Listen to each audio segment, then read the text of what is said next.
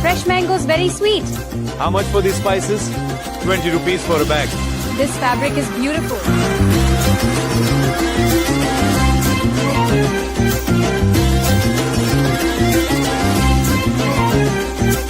ये रंग कितने दमदार है?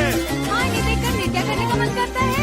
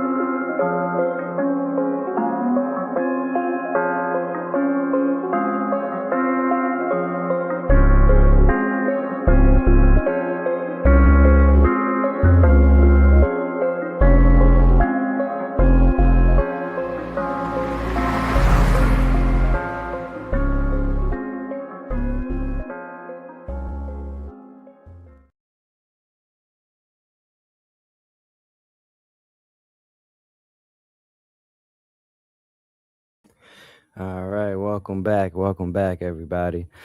I'm Andre, also known as the Alchemist 369, and this live today comes after last week. Somebody asked me about disclosure, and I said, well, it's not going to be all this magnificent thing. It's going to be a little bit more downplayed than what I was anticipating. And then, just like always, the other side was like, oh, word, watch this. And then I see on the news, they're talking about 4 different types of ETs and things like that. So the other side is here, and they are here for you guys all the time. And to represent this, I brought 2 of my boys with me. So yeah, without further ado, Jeannie, welcome, Jeannie, and introduce yourself, my man. Yo, what's good with y'all? It's Genie Doc. For those of you who don't know, I'm an out-of-body traveler and spiritual explorer. But into spirituality since I was like 15 years old, beginning out of body since 16 years old. And I've explored a couple of things about reality. I've been shown a few things that have given me a base framework as to how things are built, who built certain things, and why they built them. And I just seek to teach everybody about what I've learned. I'm very open to other perspectives, and I don't like to shut people down for having their own unique ways of viewing things. I like to just come together, share ideas, and really find the common truth behind all things that we go through. So that's who I am, and I look forward to talking on this podcast with my boys. Yeah, that's beautiful, Jeannie. That's beautiful. And I love how you said you don't like to shut anybody down. Me either. This is free range for everybody. Everybody needs to come together. And in doing so, when you hear multiple perspectives, you are then able to discern and come up with the ultimate truth, right? Because we all have our own perceptional wisdom, man. So beautiful, beautiful. It's good to have you here, man. Thank you for coming. And Yeah, of then course. along with me and Jeannie, we also got my guy Forfi. So Forfi, welcome, man. Introduce yourself.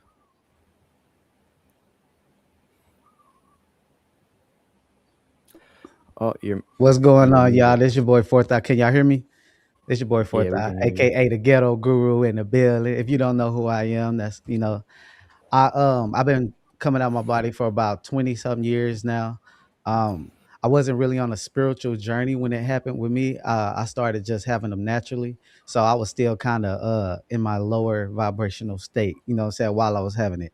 Um, when what I try to give to people is the fact that you are not this body, and when you leave and you go to that other side, you need to know what to do when you go there. You need to know how to operate. You know what I'm saying? And man, it's a privilege to be on here with these two brothers, man. They got good content. They know what they're talking about, and I'm just ready to get into this thing, man. You know what I'm saying? What's that? Yeah, man. Yeah, man. So yeah, and I resonate with these two guys a lot. Genie's more on the analytical tip, like he breaks things Yeah, down in a very, very good way. That I resonate with. And then Fourth Eye, man, he's always coming through with the great stories. And when you hear any of these two guys speak, you automatically know, okay, these guys are real, they are legit, and they actually leave their body. It's very easy to be able to discern that. And then for those of you that don't know me, I am the Alchemist 369. I have been leaving my body successfully for about 2 to 3 years. And when I started, I took it very seriously, leaving 2 to 3 times a week, just trying to really understand reality and, get to the ultimate truth and then break it down in a way that people can understand. So I try to deliver, the ultimate truth behind things. And and I like to work with other people as well. So the first topic for today is going to be disclosure, and after this, we will open it up for a live Q&A for all three of us. If you guys have questions and stuff, we will get to those towards the end of this. But yeah, so the first topic is disclosure. Now, last week during the live, somebody asked me disclosure. Do I think next year dragons and things like that are going to be coming out? And I kind of downplayed it as if, because I was seeing when the other side speaks, they speak as if these things are going to be very massive and in your face and like it's happening now. In December 2025, I was shown that the field of this place is changing, allowing more information and things to come true. And that is happening. So disclosure is twofold. We have the construct actually opening up and allowing these things to happen, working in our favor. And then we also have conversations like these coming through. And then disclosure is actually happening.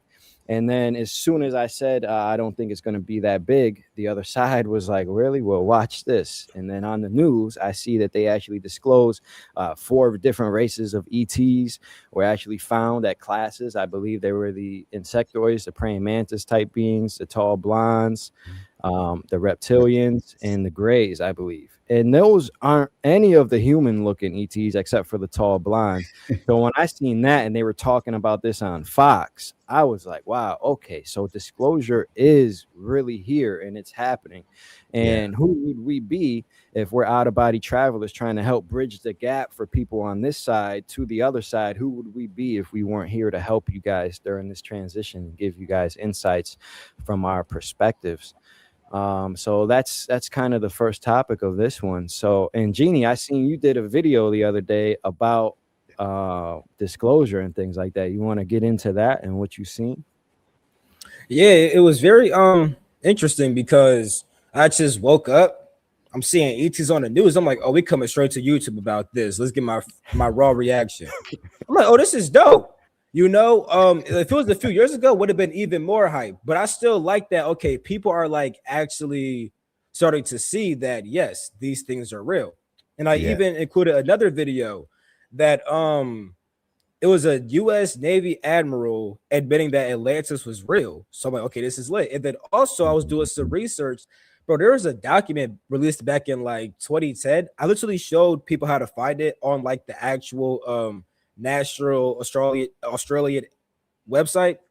It's a document where they mentioned cat-like ETs. They said that they Mhm. were they saw a mushroom-shaped ship, and inside of it you had cat-like beings with cat-like faces. I'm like, so they're talking about the feline beings now, and Yeah. that's low-key already been out there. So the fact that it's getting more pushed in our face, that kind of shows also the consciousness of people. You see, sometimes people ask like, why are all of the negative ETs allowed to do what they do? Well, let's be honest. There's humans, right, the ones that want to keep us in the lower state. Those humans know about the negative ETs and they're cool with Yeah. them. It's like, oh, you're gonna give me technology, power, Yeah. all these concepts. You only want 10 humans for that? You want to eat 10 humans? Okay, cool, And GTA, Take a couple hypothetically, of. right? You got a couple of. So that's why this has been allowed to happen. But as more humans on Earth are like, yo, we want to actually see more of the truth. ETs nowadays, like a lot of people believe in them already. So now it's like, okay, we kind of have to show them. We kind of have to tell them Mhm. that ETs are real. Now they're coming out with that. And yeah, I think it's an amazing thing. But just remember, there's so much more out there. But this is great. This is a great beginning. It warms people up. But y'all see the dragon behind me. Once y'all start seeing those, I don't know when that's gonna come. I'm sure it's gonna be a bit later than the Yeah, ETs, but be prepared because there's gonna be a lot of stuff being Yeah. shown to all of us. Oh, yeah. yeah, I'll cover that. yeah, and these things are all real, guys. Like we all three of us have seen ETs out of our body. Oh, Like we yeah. all know 100% that they are real. Dragons too. Like all of these Yeah. things are real. It's just a matter of when are these going to come out to the general public. And to touch on what Jeannie was saying about how there's some negative ETs that want to control things, this is true. 100%. They were part of the control structure. They did come here and give humans um, ideas and concepts on how to control people based off religion, gave them weapons, guns, and really started to control people. And this primarily happened in the European countries. Um, Now, when he says that there are some malicious or ETs with bad intention, a good way to look at this is ETs to humans. That consciousness level is the same type of consciousness or knowledge level from humans to dogs, let's say. Mhm. And you see how humans can either be very good to dogs, or there's some humans Mhm. that are malicious to dogs and Yeah. treat them bad. It's the same concept. Okay, there's some ETs that are good and some that have malicious intention. And the same way humans are trying to get together and say, no, we should be treating all dogs good, is the same way, they're trying to help us. That's just one good way to look at it. And when I say the consciousness level from ETs is similar to humans as humans are to dogs, that's just inside of these physical bodies. You have to understand that once you leave these physical bodies and you return back to soul form, you are then the infinite, and then you are then actually have more access than any ET because they're still incarnated. You see, so in your natural form, you are more advanced than an incarnated being for sure. Yeah, Yeah. and then fourth, do you have anything to Man, say about disclosure? Have you seen anything? I seen the same video. When I was actually watching another video today, but the thing about the disclosure thing when it comes to it's like I've been waiting for this for years, but I feel like they still holding back because they ain't telling us everything. They just be like, "Oh, we found some bodies. We found some bodies. No, y'all got some live ones too. I know y'all got some live ones. Like, don't be sitting there acting like y'all just got bodies laying around. I just found the crash and there was a body right there. Nah, but I mean, sorry, pilot, but yeah, I just been waiting on this. I've been waiting on it. And they Yeah. still holding some information back, because I done seen some in the out of body state and some of them I don't trust, but some of them You know, some of them I didn't even realize. Like, I'm like, yeah, they like we consider them ETs, but they humanoid. They didn't really speak. Now I don't want to see that praying mantis. I don't know how they really is. I see that praying mantis. I might run a little bit. Nah, I'm playing, but No, but that's a good point too, man. And they certainly do have more information than they're disclosing to you guys. That's why, you know, people like us are beneficial as well, because on the actual news station, the fact that Fox News said that yes, scientists have confirmed that there was 4 different types of ETs found at crash sites. That's huge. From where we were a couple yeah, years ago, you guys have to understand, like, that is huge. So it is real and legit. And there's tons of things coming out this year. Steven Spielberg's movie Disclosure. I seen something, I don't know the validity of this, but saying that everything in that movie is actually true, and that these things, they do know things, and disclosure is happening, and it is here. And a good aid to this disclosure is the internet. A lot of people feel like technology hurts things, but the internet actually helped propel this whole awakening, because yeah, now you have people like us on social media and telling stories and channelers and everything blowing up independently outside of the controlled media, the controlled narrative. So now the truth is just out there. Oh, thank you, Sharon. I appreciate that. Thank you. Um, sharing with now the money. now yeah, now the truth is out there, and it's going to keep getting bigger and bigger and bigger. Now, why I downplayed this last week was because I didn't want to get anybody's hopes up, because when in the other side, like even in that experience that I had in December, where I was shown, the field was changing, and I was told something about Atlantis too in this time period. I was told that Atlantis is America, or it holds the America's template. Either it was or it is America, I something got something around for that. that. I got something Okay, for yeah, that. because Yeah. I was shown that in the experience as well. The toroidal field was opening up, and then after that, they were like, "Yeah, and Atlantis is the American template, or Mm, it is, or was America, or it is, or something of that nature." yeah. And when they showed me that it was opening up now, it seemed as if it was really a big event, and it was happening now. And I'm like, Mhm. and then you could get out here and you don't really see these things that much. But now that is a big thing that happened, on the news, saying that these 4 ETs are good. But yeah, go ahead, Genie. What do you got to say about Atlantis? Yeah, so before we got live, I mentioned the whole Peru, Guatemala stuff. At one point, I left my body, went to Guatemala, the pyramids there, and I learned that essentially all those South American structures were part of Atlantis at one point. So like we Yeah. think about Mm, Atlantis like as like this fallen continent. Yes, some land fell, but it was spread out all across the Americas, South hmm. America, parts of North America. Like they were all It was existing at the same worldwide. exact time. It was worldwide. Exactly. Yeah. Yeah, it And was a it's like whole you had this, civilization. like when we talk about the Great War too, it's like I'm gonna keep this simple, saying like Atlantis and Lemuria is like Atlanteans are more like towards like the Americas and stuff like that on the west. Lemuria was more like on the east and stuff like that. They met where Egypt is at right now, like in the middle. It's like the middle of Africa. So it's like you had these 2 different ways of being. Atlantis a bit more technologically focused, they say a bit more masculine and whatnot. That's pretty much true. Lemurians were a bit more like sensitive, Mm, emotional based and whatnot, and they had a lot of conflicts, and that's why Egypt's a desert now, because it's in the middle of those The two Great main War. territories. yeah. They Yeah. met in the middle. They were trying to go to each other's lands, and they met in the middle, and they destroyed Egypt and stuff like that, or at least they destroyed the the Yeah. And old when we're lush talking. land that was there. Yeah. Yeah, and when we're talking about the Great War, you guys have to understand that deserts are not natural.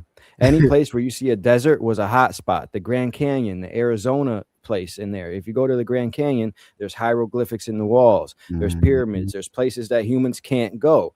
Yeah.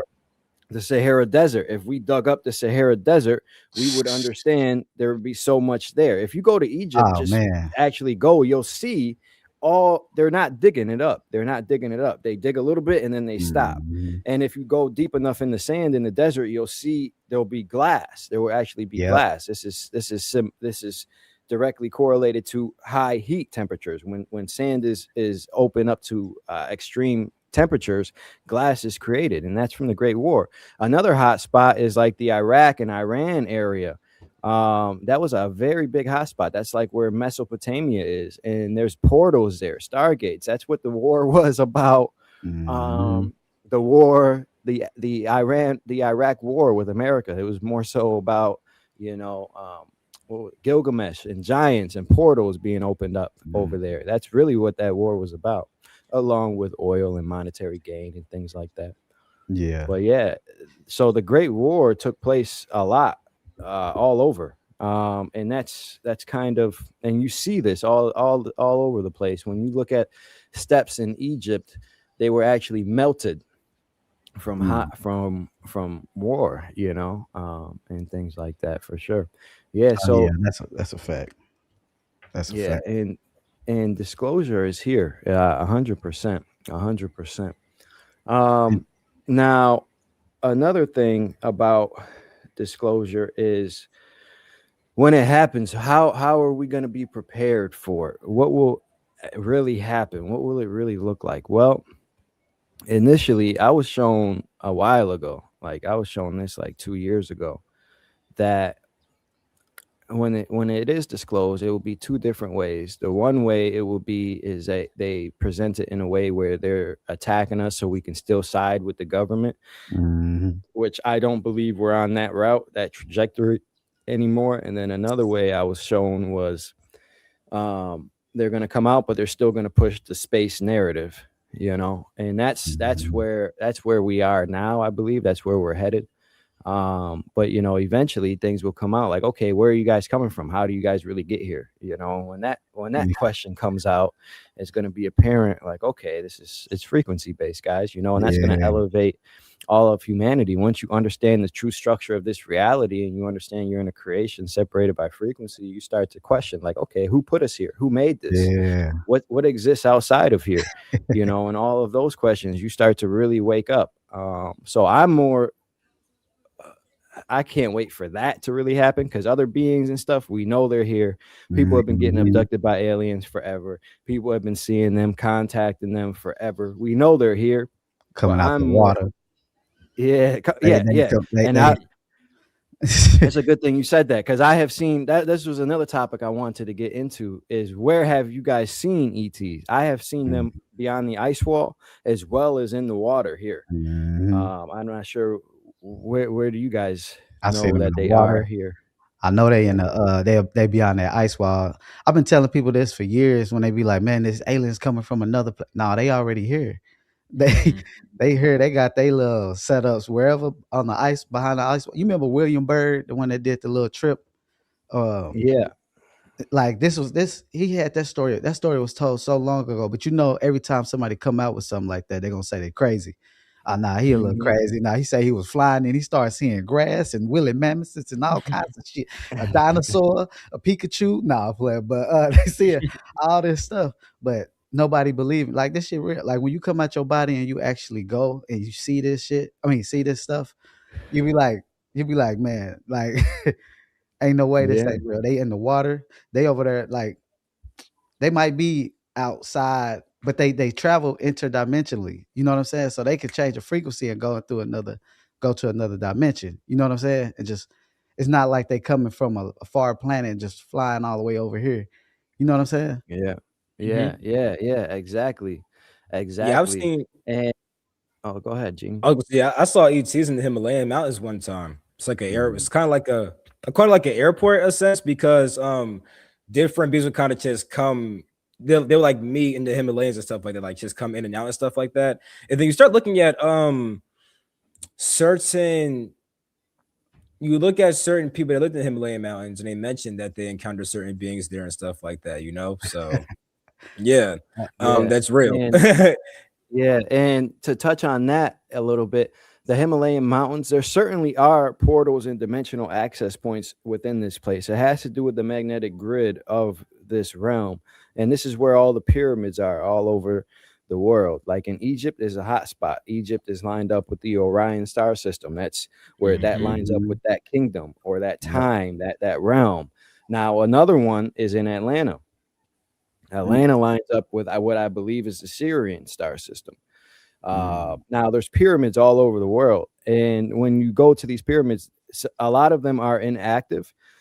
but also some of them are still active. An active one is in the Bermuda Triangle.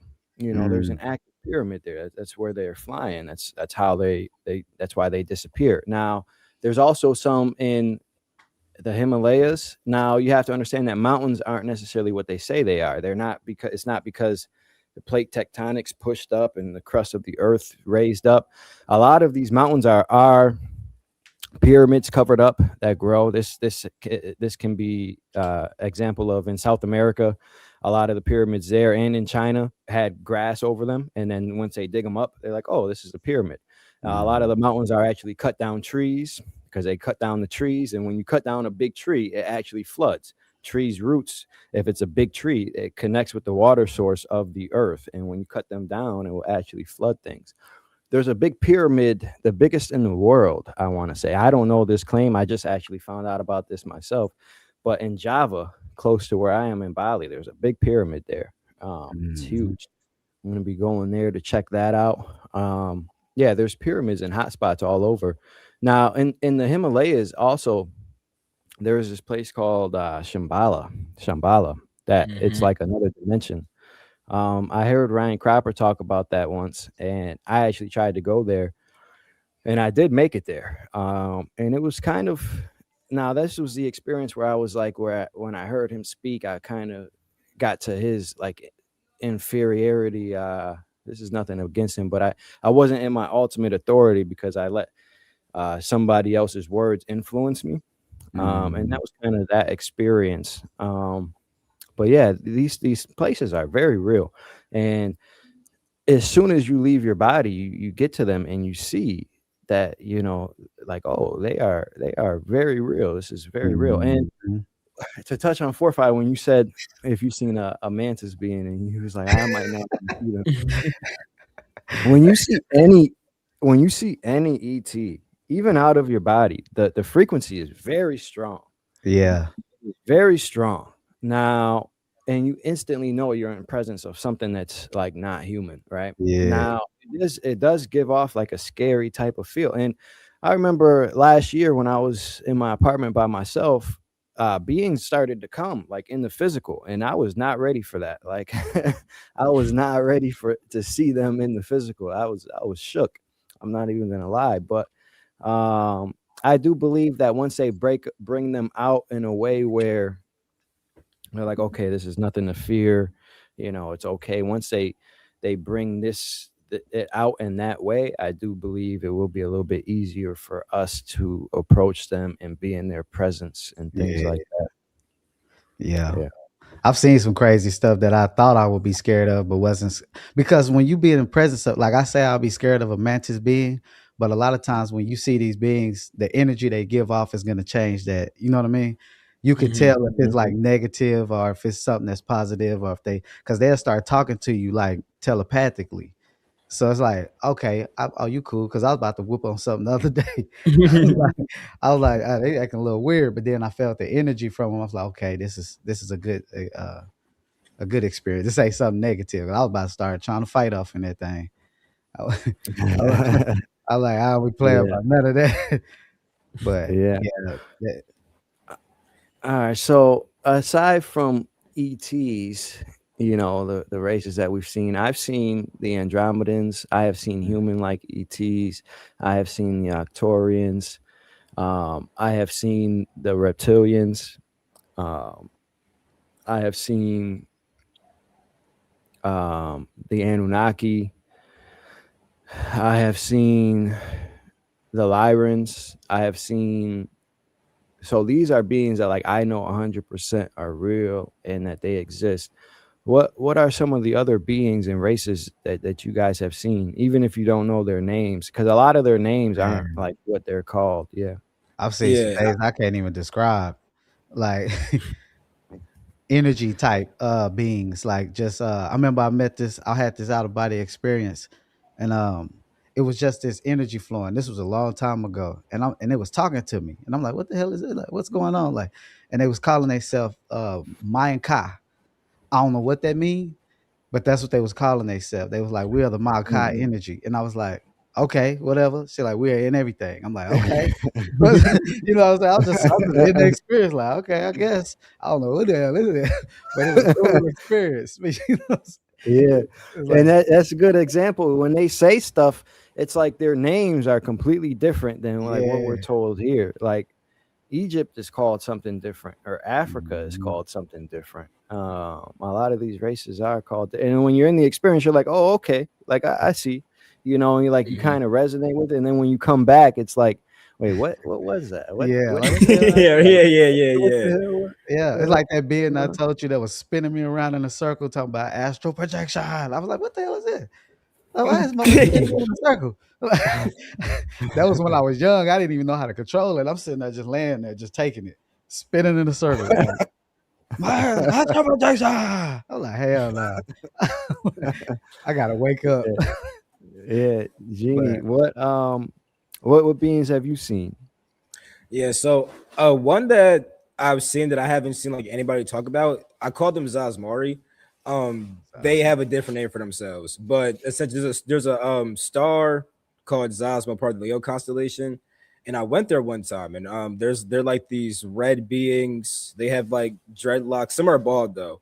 Like the more feminine bodies have dreadlocks, the masculine ones are bald. When I say feminine bodies, I don't mean like gender, because like what I mean is that you could be like a man in a feminine body when it comes to them. And yeah. then vice versa. You could be a female in a masculine body. So the masculine bodies were bald.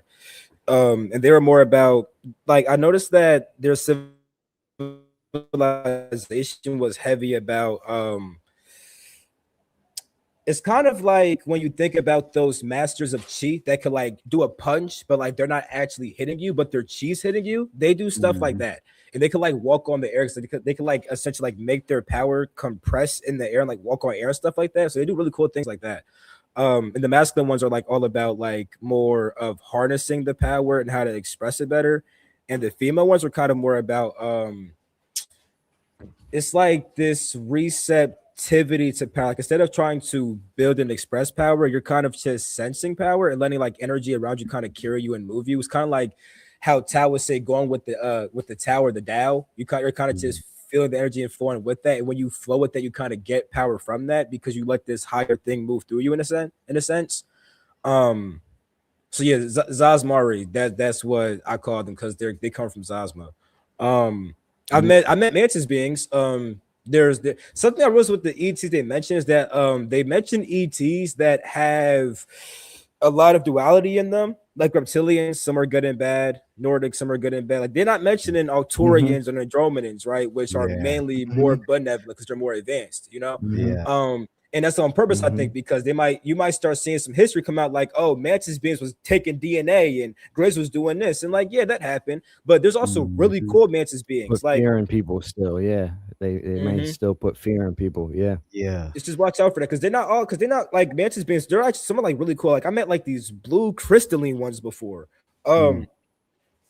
But one thing I noticed about the Mantis beings they taught me about was like I call it a like etheric DNA, in the sense that part of the reason why ETs can become physical and non-physical, or like more particle based versus like wave based, is because they're connected with, I'll just say, ether being the substance that turns waves into particles, right?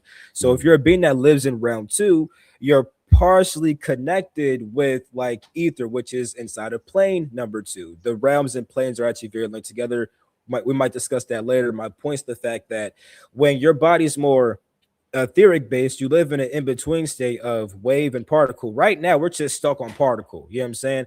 But Yeah. ETs to go from wave and particle. And there's actually DNA that lets them do this, which mantis beings are very good at manipulating and understanding. And that's why reptilians, more malevolent ones, would actually work with mantis beings to genetically engineer certain beings because they know how to do these things. So Mhm. if stuff like that comes out, yeah, there's some negative things surrounding certain beings, but like there's good and bad in a lot of these. And Yeah. In the more lower yeah. ET races, there's good and bad. The higher ones, they tend to be mainly benevolent. I never met like a negative Arcturian, a negative Andromedan. I met like these octopus beings. They're like super duper advanced. They could like see in multiple, it's like they can see and exist inside of multiple dimensional spaces at once. We could do that too technically, but they're like naturally doing that.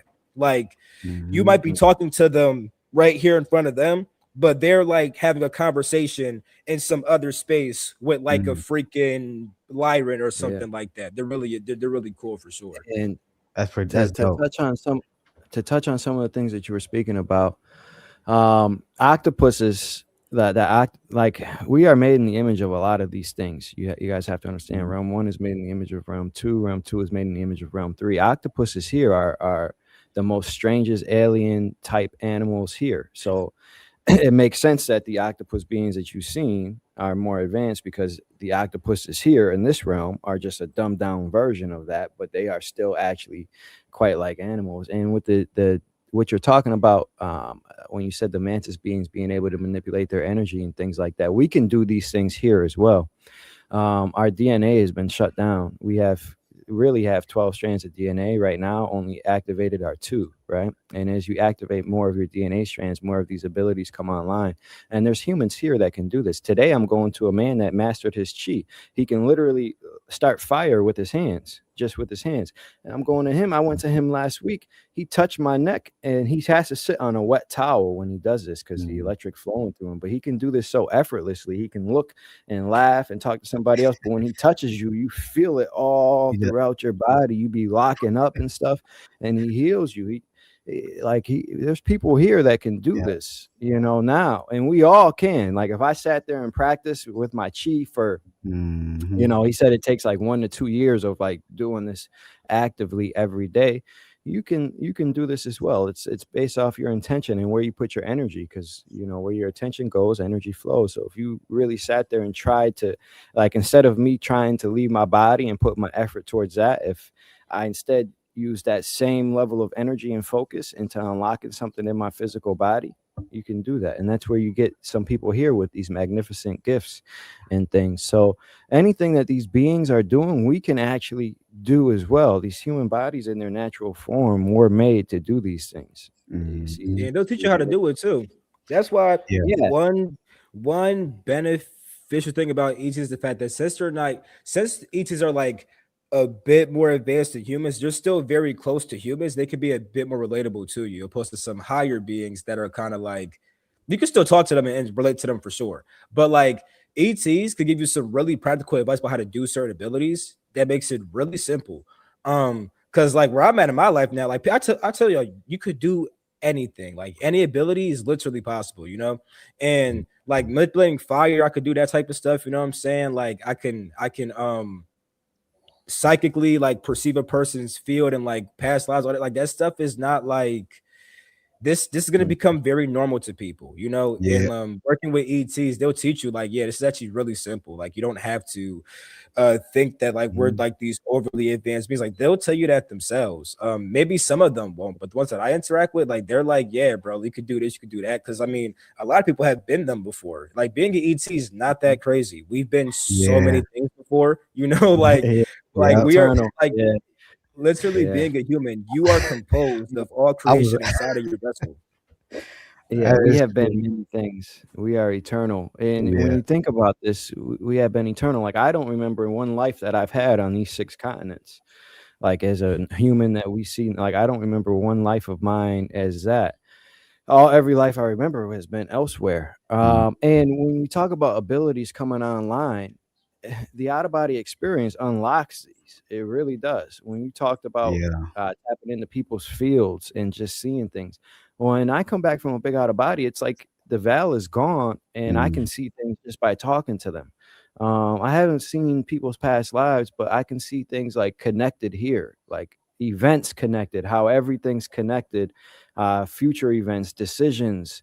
I can see how decisions play out. I can see potentials, futures and stuff. And I'm like, oh wow, this is cool. This must be how psychics are. Like Yep. how when Hey, they're that telling you your future and stuff. Like, that makes yeah, go ahead. hey, that's real because when you start, it's like pattern recognition. I was telling somebody Hmm. about this because that's something that I got really good, like intuition and pattern recognition.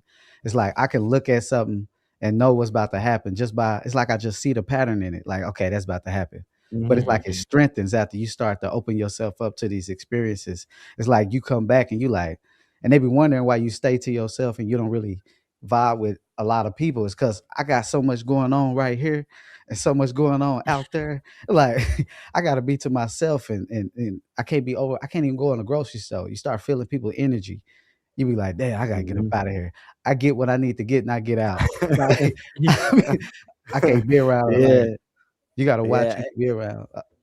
Yeah, and to touch on that sensitivity subject, I used to hear people oftentimes in the space like, "Oh, I'm really sensitive. I can't be around other people's energy and stuff."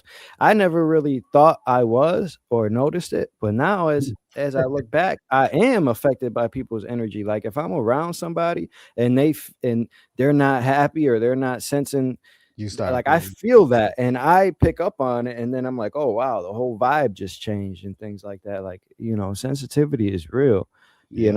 and once you wake up to these things, you start to notice them, for sure, Yeah. I for dip off sure. on somebody real quick. Soon as they energy start affecting me, I'll be like, all right, I'm out. I'm gone. I gotta get I back don't to even it. stick I don't stick around. Yeah. Uh, So so Jeannie, you were talking about how, before this call, you were talking about how, oh, thank you, MK Vision. Appreciate that. MK Appreciate Visions. that, guys. Yeah, appreciate that. Yeah, guys, and we're all doing this, just to help you guys. Like this is not for us, this is, solely to help you guys. Um but so, Jeannie, you were speaking about the planes of existence. Now, if you guys don't understand the planes of existence, I brought Jeannie on Beyond the Veil, and he gave a whole presentation of the 12 planes of existence outside of here. And, because that's what it's about. Like, if I'm working on something and somebody else tells me, oh, I got this already mapped out and I trust them, like, okay, that's what we did. And he did a good job on the 12 planes of existence.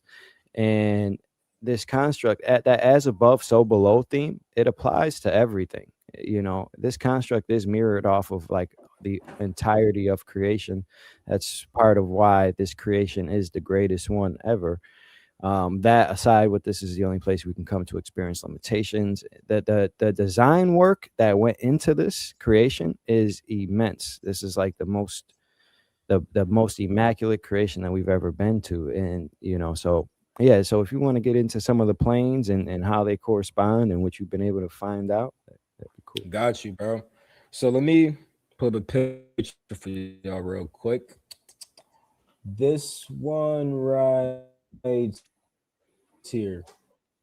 Oh, wait, can y'all not? Oh, I have to move this down and then you'll be able to see it now. All right. So this picture up here is a visual of the 12 planes. I've been showing it like this before. The names don't get too caught up on that all different kinds of names. I'm showing it like this because although you might see them layered, they're not always, they don't have to be like that. You can see it like this too, where like they're inside of each other and stuff like that. Now, when the planes were first manifesting, I was really just showing this, right? I've been showing this several times, but I actually understood it like way more this time, where they kind of start off like all together. Imagine a slinky, right? I wish I had a slinky because that was a good way to explain it. A slinky, you can have it all compressed at one, and you can stretch it down, and it looks like the stuff. It looks like this the part of the slinky at the bottom is separate from the top, but really all the planes come from one another. So what I mean is the fact that first you have source, right? You could say source, God, whatever you want to call it. I don't really care. That manifests plane number 12. Then from that plane, other planes get born. I'm saying Mhm. this because when you talk about 12 realms, right? You could see it as I'm gonna use very base terminology. It's almost as if Earth, you're seeing Earth when it was in plane 12, plane 11, because when the planes are manifesting, everything was all one at first. If source is all one, that means that source is partly physical. And right now we're seeing the physical manifestation of that right here, right now. But at one point that was all together, all one, which means that even what we call Earth was a part of the higher planes at one point. So it got separated further and further down.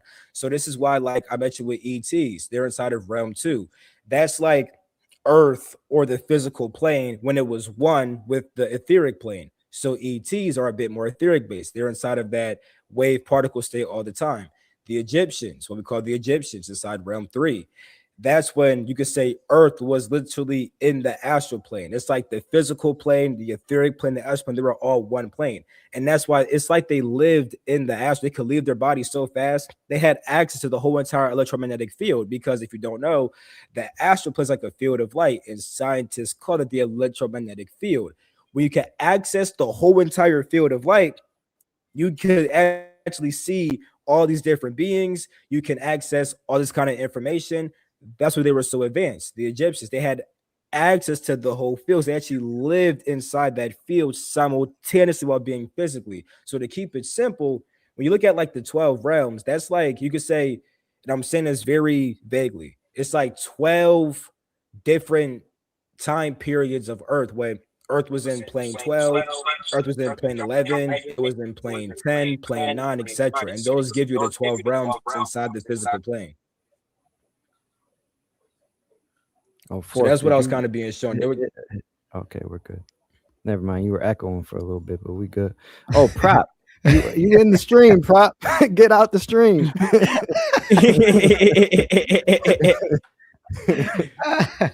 Prop. Prop just laid back like. Hey, that's dope though. That's why I like Genie Doc, because he break down all that, like that stuff. I be like watching it like, damn, that's dope as hell, because it's like stuff I see, but I don't know the name. But then you got to be able to put it together and package it right. So when he's talking about it, I'm like, damn, I seen that. Like, okay, that's what it's called. Like, and the planes of existence is legit, because when he first put me on to that, Genie first put me on to the planes of existence. I remember we were having a conversation. I was like, oh, okay. And then that started to click for me, because outside of here, I've been in places outside of the construct where I just seen energetic, like light beings. And it was like a collection of things. And that would exist on plane 7 or 8. And I've been in the void, and I've experienced from the beginning to the end. And what I've came to understand was that I was surfing through the planes of existence. First, I became aware. And exactly what I experienced is exactly the 12 planes of existence. I experienced becoming aware. Then I had thoughts and feelings. And then I was like, okay, I want to do something with this. And then I birthed light. And then I was literally remembering the planes of existence from start to end. And that was crazy. And now inside of this creation, this creation exists on one of these planes of existence, and then inside of here other planes of existence exist. An example of this is the mental, physical, and astral plane. And like you said, don't get too caught up on the names, because names, when you hear a name, it gives you a predisposition of like what that is or what it is. So don't get caught up on the names. Just know that they are, and they do exist. And right now we exist on the mental, physical, and astral plane with inside of here. And when he's saying that the ancient Egyptian time period was open up to it was more connected to the astral plane. I forget the exact terminology you use, but it is, because now what he's getting into is this construct is based off of realms, templates, and programming. This is why I used a video game analogy to explain this. And every realm has different templates and different programming inside of it. Now, an example in realm 3 is things were more opened up, and Genie's getting into exactly, okay, how was it more opened up? Well, it's because they had more access to these things. It was just in the template and in the programming of that realm. And then here, where we are now in realm 1, is the most constricted place. This has the most limitations, the most restriction to the access of the light spectrum. Now, this is why I draw the realms in this rainbow like structure, because it shows that this realm is layered, that this universe is layered. But then it also shows in the middle, if the middle is the smallest amount of frequency, and as you go out on either side, as the frequency rises, each realm has more access to the light spectrum. So it's twofold as to why I draw that. Maybe I'll do a video explaining that, but I hope that makes sense. So as you go in the realms, you actually get more and more access to the light spectrum, and the quite literally the template and the framework of that realm is different. And that's what he's starting to get into. Yeah. Now, to make it simple for y'all, also think about people say like, "Oh, 5D Earth is gonna be like heaven." What's realm 5? Heaven, right? That's because realm 5 is when Earth is. You could say Earth was you could say there's a period of time when Earth was in plane five. Plane five deals with the soul. That's where like the soul starts to form itself. And what do souls do? They begin to create and express the creativity. What do people do in heaven? Express all their desires.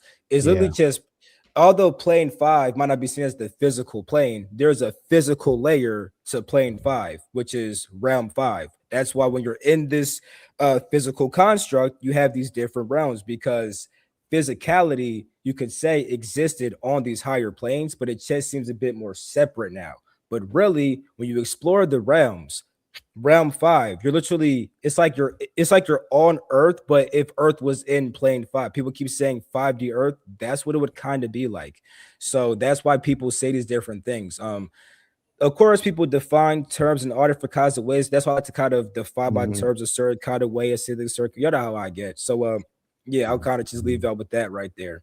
Yeah, Yeah. and when people say like 5D and things like that, it's because they're getting messages from the other side, but they don't truly know where to put it.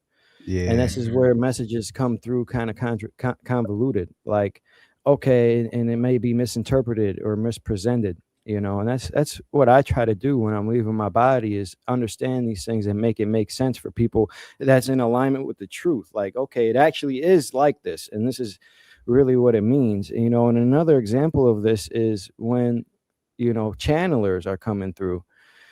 Channeling, they're trying to present so much information, and some of the words and terminology that they use to present this stuff throws you off. Like Dolores Cannon, she was talking a lot about the backdrop people and rendering and things like that. Well, it's not really that, but it's kind of close. Mhm. So terminology is kind of important, and as we know, words are spells. That's why it's called spelling. You see, so Yeah. like you got to be careful when you use certain words and things like that. But yeah, it's And very I'll very I'll true. It's like, add some to that too, because when learning about channeling, right, from certain beings, information will be distorted because you have a being that's trying to talk to you through your own filters. So if you already Mhm. Mhm, think a certain kind of way, it's They coming gonna through how you think. You're gonna distort mhm, it every single time. That's why when you leave your body, it could be a bit more accurate. But even then, you got to make sure that you're not like trying to have any preconceived notions of what you should see. There's been mhm, times where I've like, if I want to get like real deep, I'm like, okay, let me just blank my mind out. Let me just like void myself, and then like have like, let me stop trying to be genie. I'm gonna just be my awareness, just observe what's actually there, see things how they actually are. Because most channelers are Mhm. not like, although they could like, you could kind of say they kind of aren't there, like they kind of blink themselves out to let the entity come through. The entity is coming through their own filters. They're speaking how this person sees reality and stuff like that, which might not always be true. So if somebody thinks that a dimension, which if we actually just look up the word dimension, it's not like a place, right? Dimensional spaces are places, spaces made of Mhm. dimensions, right? But like an actual dimension is a measurement, like length, width, and height. But if you think that mhm, dimensions are the same as like realms, then when someone's talking about realms, you're going to hear dimensions inside of your head, you know? Yeah. And that's mhm. why it's like I'll focus on my words, but also when talking to certain people, you have to kind of go beyond the words to kind of feel the essence behind it, then make sense of it for yourself. Because the words that I use Mhm. might not resonate for you, Use and your that's own fine. Mhm. discernment. Yep. If Yeah. you could get the energy behind my words, that's the most important part, the actual intent of what's trying to come through. But when you start to get more logical, you start trying to form your intent to match your words. Just not everybody Yeah. does that, and that's Yeah. okay. And language is very primitive for that reason, because when you use a certain word, it puts you in a certain frame of mind, certain frame of reference. When you have words that mean certain things, and it's very limited to be able to express yourself. This is why the out of body experience oftentimes is symbolic. You'll just see images or things presented to you in a certain way. An example of this is the Great Awakening is often presented to us as a big wave. Yeah. Now, a wave is symbolic. Does it have to mean that it's going to be a literal wave coming? No, but it's just symbolic, right? It's just Yeah. symbolism. And that's more so how we speak. This is why, as you go back in time, we use more symbols to communicate. You see, Mhm. because symbols gives you more room to understand something, where words put you in a particular box. So Yeah. this is very hard to do. And that's why a lot of messages come through distorted and things like that. And that's why the out of body experience is so great, because once you're able to leave your body, you're out. You're not thinking with these five senses. Your brain does. Yeah. You don't need your brain to compute information when you're on the other side. You don't need your ears to hear. You still hear. You still think, but you don't Mhm. need the physical body to process these things. You see, so Yeah. information is able to come through a lot more real. Oh yeah, Um, for sure. yeah. So let's get into Oh, goodness. what are some recent before we get into a Q&A and stuff, what are some recent experiences you guys have been having, if you've had any? Shemaz was the heaven, the one I was talking about earlier. But it taught me something. I think I talked about it on one of my lives on the other one. But I was in like it wasn't the hood, but it was like a normal neighborhood where I came out my body. It was like in a house. And you know how normally when you come out of body, like, well, when I was younger, when I used to come out my body, I used to always come out and I would be inside of a house that was like that I grew up in. You know what I'm saying? But this time I came out in a house that I didn't recognize with people that I didn't even know. But when I was there, I knew who they were. So I'm just walking around talking to these people. We having a regular, cool little time. And I'm like, I got a little bored. So I'm like, let me walk down the street because I'm in an out of body. If you know, like, if you had an out of body, you know, your mind be like, this is some crazy, what you know what I'm saying? I ain't gonna cuss, but this is crazy. Mm-hmm. I'm in an out of body. Let me explore. So I'll go down the street and I'm walking. I'm like, dang, this is crazy. This is like they live in a real life. I start walking down the street. I see this mall, so I go to the mall, and I when I get to the mall, I didn't go inside the mall. I just was standing outside, and this dude started talking to me, like three dudes. We just having a regular conversation. He started telling me about his problems and stuff, and I'm giving him advice and this and that. And then he like, I shake his hand, and I'm like, all right, I'll see you later. And he shake my hand. I'm like, I'm about to turn around and go back to where I was at, and he like holding my hand, and I'm like, oh, in my head, I'm like, okay, I'm about to put hands on him because he holding my hand. Like I'm thinking negative. So I said, man, why I'm tripping? He said, no, I mean, come to my house. Like he said, come to my house. And I'm like, oh, okay. Down my head, I'm like, okay, I can whoop them if I want to. So I'm gonna go to their house anyway. So I went to the house. I wanted to see what was going on. I get to the house, and when I get to the house, um, when I get to the house, it's like a normal house, and oh, I just read my bad. I went to a normal Mhm. house, and they was chilling in there. This girl walks in. She like, I'm in the house, and the dudes left me. They was supposed to be. They tell me to come to the house, but they left me, and I just sit down in a chair on the little sofa, and she like, why you sit right there? And I'm like, it's a chair. Like, and we just started having a conversation. Got bored again, so I walk out the house. It's some people outside fighting. And usually I would be like, I want to watch it, like, you know, says to watch it. So I was like, nah, I ain't got no time for no negative shit. So I just walk off. I start walking down the street. As soon as I start walking down the street, it was like the sun just came out. It was just like boom. I'm like, what is it? I turned back. The house I was just looking at ain't the house I'm seeing. It's like a big old mansion, bunch of big mansions, and then the grass is tall, green with these like rose looking flowers in them and stuff. Mm-hmm. And it's a That bunch sounds of like heaven. yeah, and it's a bunch of kids. They start popping their head up, and the girl said, told the other kids, they said, embrace him. And I'm like, what? I'm thinking a whole bunch of kids about that. They start all coming towards me. I'm like, what the hell going on? So one of the kids kind of latched on to me. He was just kind of kicking it with me. And we just walking and stuff. I started asking him, I asked him, like, where we at? He like, heaven. And then I'm like, you like it here? And he like, yeah, but I can't wait to go where you are. And I was like, what? Like, what you mean? Like, you wanna go where I'm at? Nah, you might wanna stay here. You might wanna stay here, buddy. Like, we walking around. Then we go to the grass. I see the rose. My curiosity kicked in, and I wanted to pick the rose. So I picked the rose up. As soon as I picked the rose out the ground, my mind went to this is a conscious living thing. Like, and I was like, oh shit. Like, so I put the rose back. And that's like a Yeah. suck. It went into the ground. I was like, what the hell just happened? And like it was mad at me or something. Like, nigga, you gonna pick me out the ground. But I started walking through the grass. We go past a barrier, and then next you know it's like storm clouds everywhere. And the kids still following me. And I'm like, okay. But soon as I got to that past that barrier, I started remembering that whole place. having memories of being there. And I'm like, how do I have Mhm. memories of this place and I don't remember Mhm. being here? So I'm having all these memories. And then as soon as I had the memory, I said, oh, I shouldn't be across this barrier. And I seen this dark energy like clouds and stuff and this dark energy. And we had these buttons on our abdomen, like on our stomach. And I knew push the button. I pushed the button on me. This whole suit just came on me. And I'm like, why I need a suit? But I grabbed the kid and I pushed the button on his, and the whole suit came over him. I'm like, I don't know why we need the suit, but hey, I started dragging him back.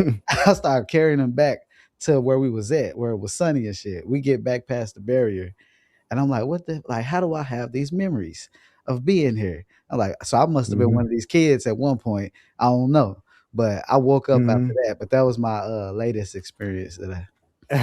That's amazing, man. And yeah, that does sound like heaven when you start to see those things. But I find it funny that you seen it might be another space in there that you've seen kids because majority of the time when I'm there, I had never seen kids. People just present themselves because you're outside of birth and death. But Yeah, maybe you're seeing them because that's before they come here. Like yeah, maybe that's a place like before where some souls go before they come here, just gearing up He for it. did that's So say, what I I was can't maybe wait that's to thinking. be here. He Yeah, did that's say, what I. I can't wait to yeah, come where you at. Yeah, Yeah. yeah. that's what had me That like, makes "What?" sense. Like, you can't wait to come And here. yeah, and when you say you have your memories start to come back, like they Yeah, do, your they start. memories, your soul's memory comes back, and at the time, it's like you don't remember exactly where it Mhm. comes from, but you just know these people or you know this Yeah, place. Yeah, but it's not like you remember everything from it, but it's like yeah. you remember. Yeah, Right. it starts to come back. Yeah, Yeah, that's the trippy part right there. 'Cause I had yeah. I don't know if it was one of y'all that said something about it, but somebody was talking about dimensional spaces and how you could be in a place that's like a buffer, it's almost like a lower vibration, but when you change your frequency, it changes into like a higher vibration, like heaven, basically. It just say heaven. Hmm. It's like what I learned from that is like because I didn't let the negative thoughts influence me when I was going to these places that he was taking me and stuff. It's like the energy shifted. Like it was like boom. Like, you know what I mean? I don't know if I'm making sense, Hmm. but it's like the energy shifted in the vibrational. I was no longer in that. I would consider that like a lower place, but it just wasn't like bad like some of them other places. But Yeah, there's other frequency bands with inside places and dimensional spaces. There are layers inside the realms too. So this creation is layered, and then inside of these layers, there's other layers as well, like kind of like dimensional spaces, and there's frequency based things. Yeah, that is very true. That is very true. Mhm. But yeah, man. Yeah. So, what about you, Jeannie? You got anything that you've been to recently? My most recent one was actually last night, but it was very short lived. I didn't even get. I was so I went to sleep like I might leave tonight. Let's see what happens because like I'm at a state now where I've been doing certain practices to like condition myself because I've been getting like really back into it again after well actually not that long. I had a recent experience also like a few weeks ago. But anyway, um, so I went to sleep, got up, used the bathroom, came back, went to sleep again.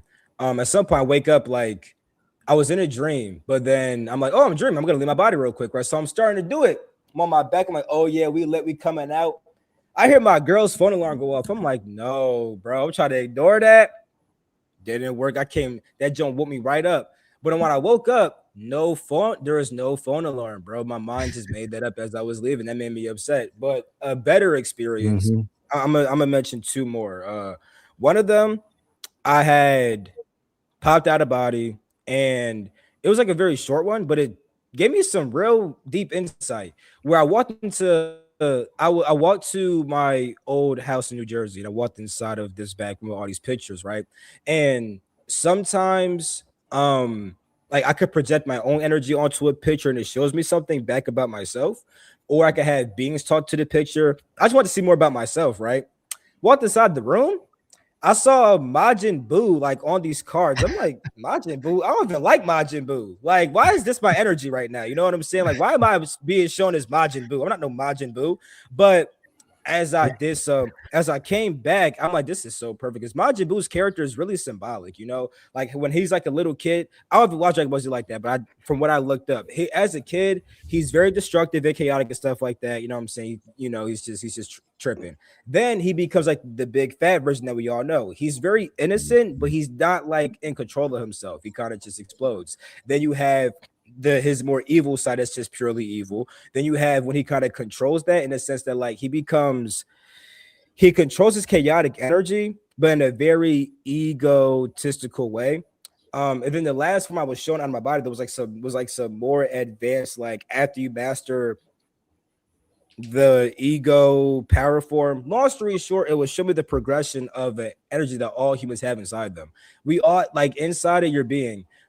There's all kinds of energies, and some of them could be really chaotic and primal when not being controlled. Now, at that period of time, I was doing some very specific energy work in order to manipulate flames and move stuff with telekinesis and stuff like that, right? So when I had that experience, I was like, oh, I need to whatever that energy like that picture was symbolizing this energy inside of me that I need to master in different kinds of ways. It's kind of like the Majin Buu progressions. So as I was doing that, I was able to actually do more things with my energy.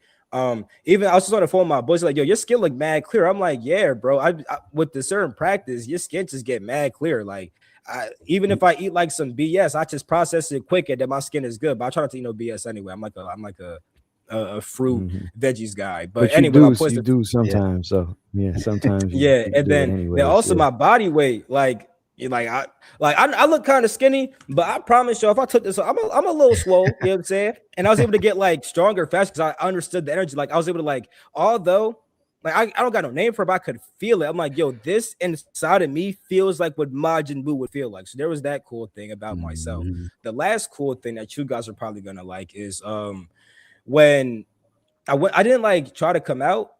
I just ended up like I guess I was I just ended up being in a space. I'm like, oh, I'm like, oh, like I'm conscious. I'm like, is this a dream? Well, let's find out some things, right? But like as I'm aware, I'm already in this classroom, and they're showing me essentially dimensions. But they're Mhm. showing them to me in like different, like in like shapes, but also like looking at perspectives of the shape, like looking at the shape from this angle, and how the shape changes and stuff like that, and how dimensions are like can I got the term dimensional perspectives from this. How when you understand dimensions, you get different viewpoints of reality. So dimensions, when you look it up on Google, it means a dimensional extent of some kind, length, width, height. Those are dimensions. But I also learned that things like time, well, scientists know that time's a dimension, right? So is light. You can measure light. See a measurable extent. Let's make it a bit more simple. Dimensions make up reality. These are measurable things that make up reality. And your body has length, width, height, but there's also a sense of time, sense of space, and sense of light. There's also intelligence, willpower, and awareness. And these make other smaller dimensions, different things that make who you are, which you can measure. And you can actually view creation from different dimensions. For example, if I look at this cup right here, I could look at the length of it versus its width versus its circumference. You could look at all these different perspectives. We could also look at things through time. So you can look at how something will progress through time. When people talk about shadow work, you're looking at yourself from a perspective of lights because you are illuminating what's hidden inside of yourself. When we talk about intuition, that comes from a dimension of intelligence. Intelligence is measured by how much something knows. It's a measurable extent. It's something which makes reality, which you can actually measure. You can measure time by duration and speed. You measure light by luminosity, space by the area that the space actually has. You measure intelligence by the knowledge of something, right? So intelligence, there's three other smaller dimensions in intelligence, such as intuition, intellect, and instinct. Intuition comes from a direct insight. You kind of just perceive into this thing with beyond words and thought. Intellect is thought based. You're thinking about conclusions. Instinct is more like it comes from your memory because you've done something before. You get these instincts that tell you to do certain things.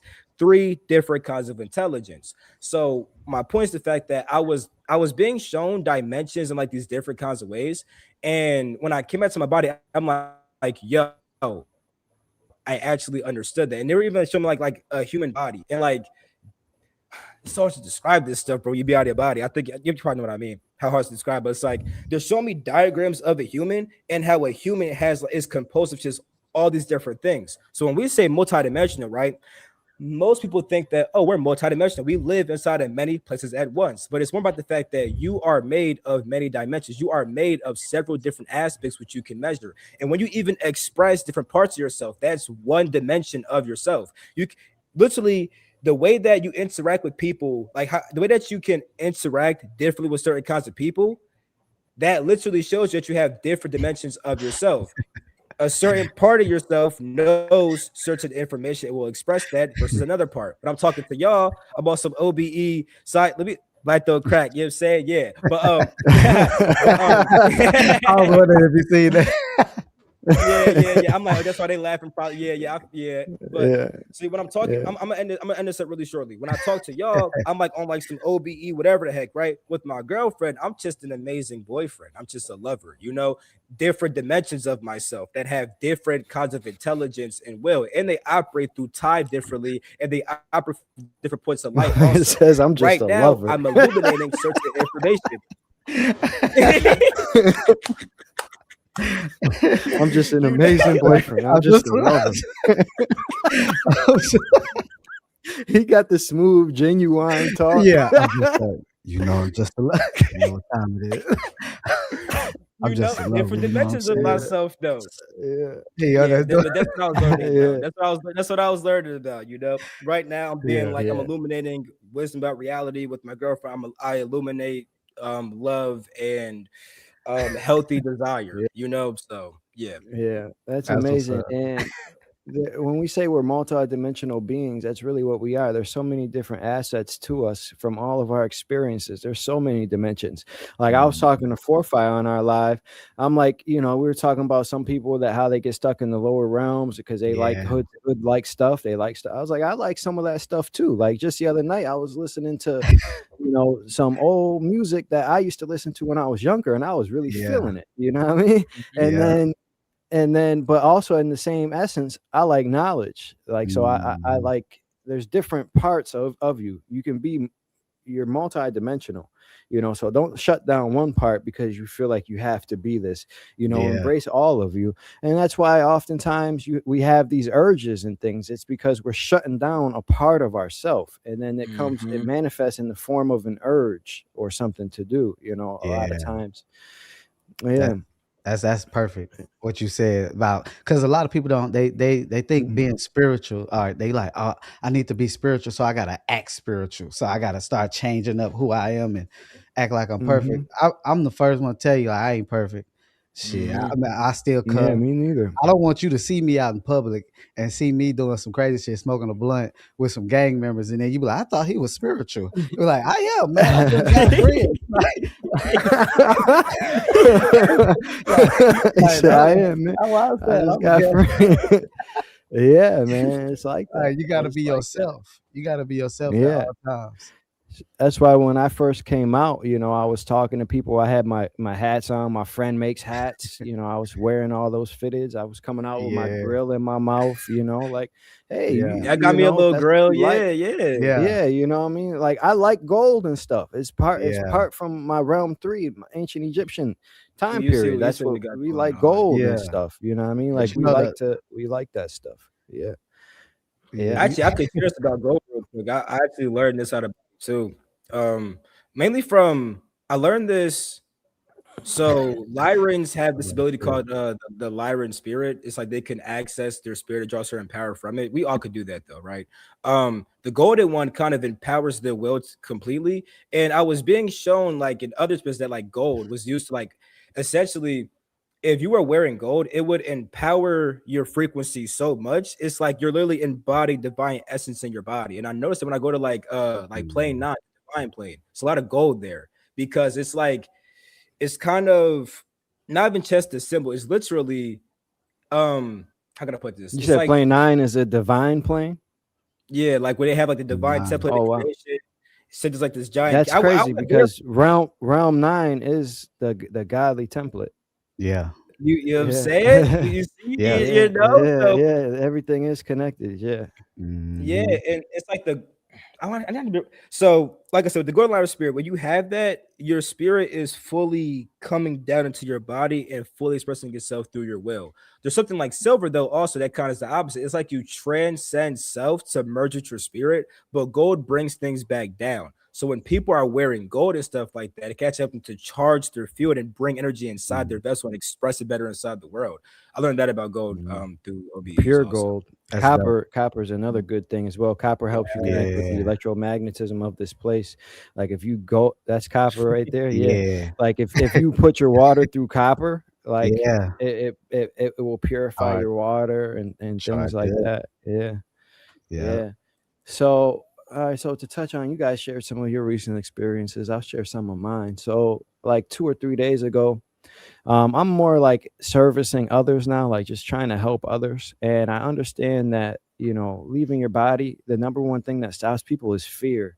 So I was like, all right, well, let me try to develop a method to leave during the day, right? Like just leave during the day. Now I've left during the day, you know, pretty recently since I've been in Bali. That's when I leave. But I was trying to document, like, okay, what do I do during the day? If I wake up at this time, how many hours, you know, just trying to document everything. And I was practicing.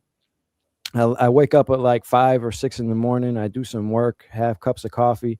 This particular day, I had too many cups of coffee, though. I had like 3 or 4 cups as I was working. I was working on my presentation, my alchemy presentation. I was just in the zone having coffee. And then I'm like, all right, now let me go try to leave my body, which was stupid. But anyways, I'm trying to leave my body. And I do it in like 45 minutes to an hour. I'm just laying still. You know, you get the itch, you bypass that. If you stay relaxed and calm, you can leave pretty quickly. I've been able to do that. All you Now, in this, yeah, but in this particular state, I was I got out, like all right, so I'm laying down, and then instantly I feel my legs start to like separate and like float out, and somebody started pulling my left leg trying to help me out. And I'm like, all right, cool. So let's get out. But I was stuck still because I couldn't relax enough because I had 3 or 4 cups of coffee earlier. So I couldn't relax. So like my field was still strong and my chest and my head was still connected. And this being was pulling on my left leg. I'm like, well, pull on my right one. Like, come on, like pull on my right one. Like, let's go. Yeah. I started calling. And then I was like, all right. I was like, let me think of a rope, right? I tried to manifest a rope. Nothing was happening. I'm like, damn, let me just envision myself floating up. Nothing was happening. I really couldn't relax enough. So then I started calling on everybody. I was calling on my mom to come help me out. I was calling on Francis. I was calling on everybody. Like, yo, help me get out. Help me, please. And I was in this state, just floating above my body. I was just floating above my body. It felt like I was there for like 30 minutes, like a long time. And then afterwards, when I came back from there, I was only listening to like an hour track of binaural beats, and they were still going when I came back. So like I know everything happened underneath an hour, but it felt like a long time when I was in that state, just trying to get out. So I never really made it out. I was just kind of floating around, just trying different things, but I couldn't relax enough because of the coffee. And then, so that was my last time I've tried. And then like a week or 2 weeks ago, I tried again, and it was the same thing, you know, during the day. I was up for a couple hours, and then I tried to leave. And was this during the day or was this at night? I don't even remember. But what happened was I was out, and I'm out. Same thing. My head was the last thing to get disconnected. So I'm out. I pull myself out. I'm on the front of my bed, right? My head is still stuck. I'm like, damn, man, why is my head stuck? You know? So I'm like, all right. So I'm sitting there on the bed, trying to relax, trying to get my head out. And I hear this being come in through the door behind me, and I'm like, fuck. I'm like, damn, now somebody's coming. I'm sitting here stuck. Like, damn, you know what I mean? Like it could be anything, you know what I mean? Like, you got to be ready. And when you're in a very, very vulnerable state, when you're in sleep paralysis or you're stuck, can't really move, you're in a vulnerable state. But I'm like, damn, this motherfucker.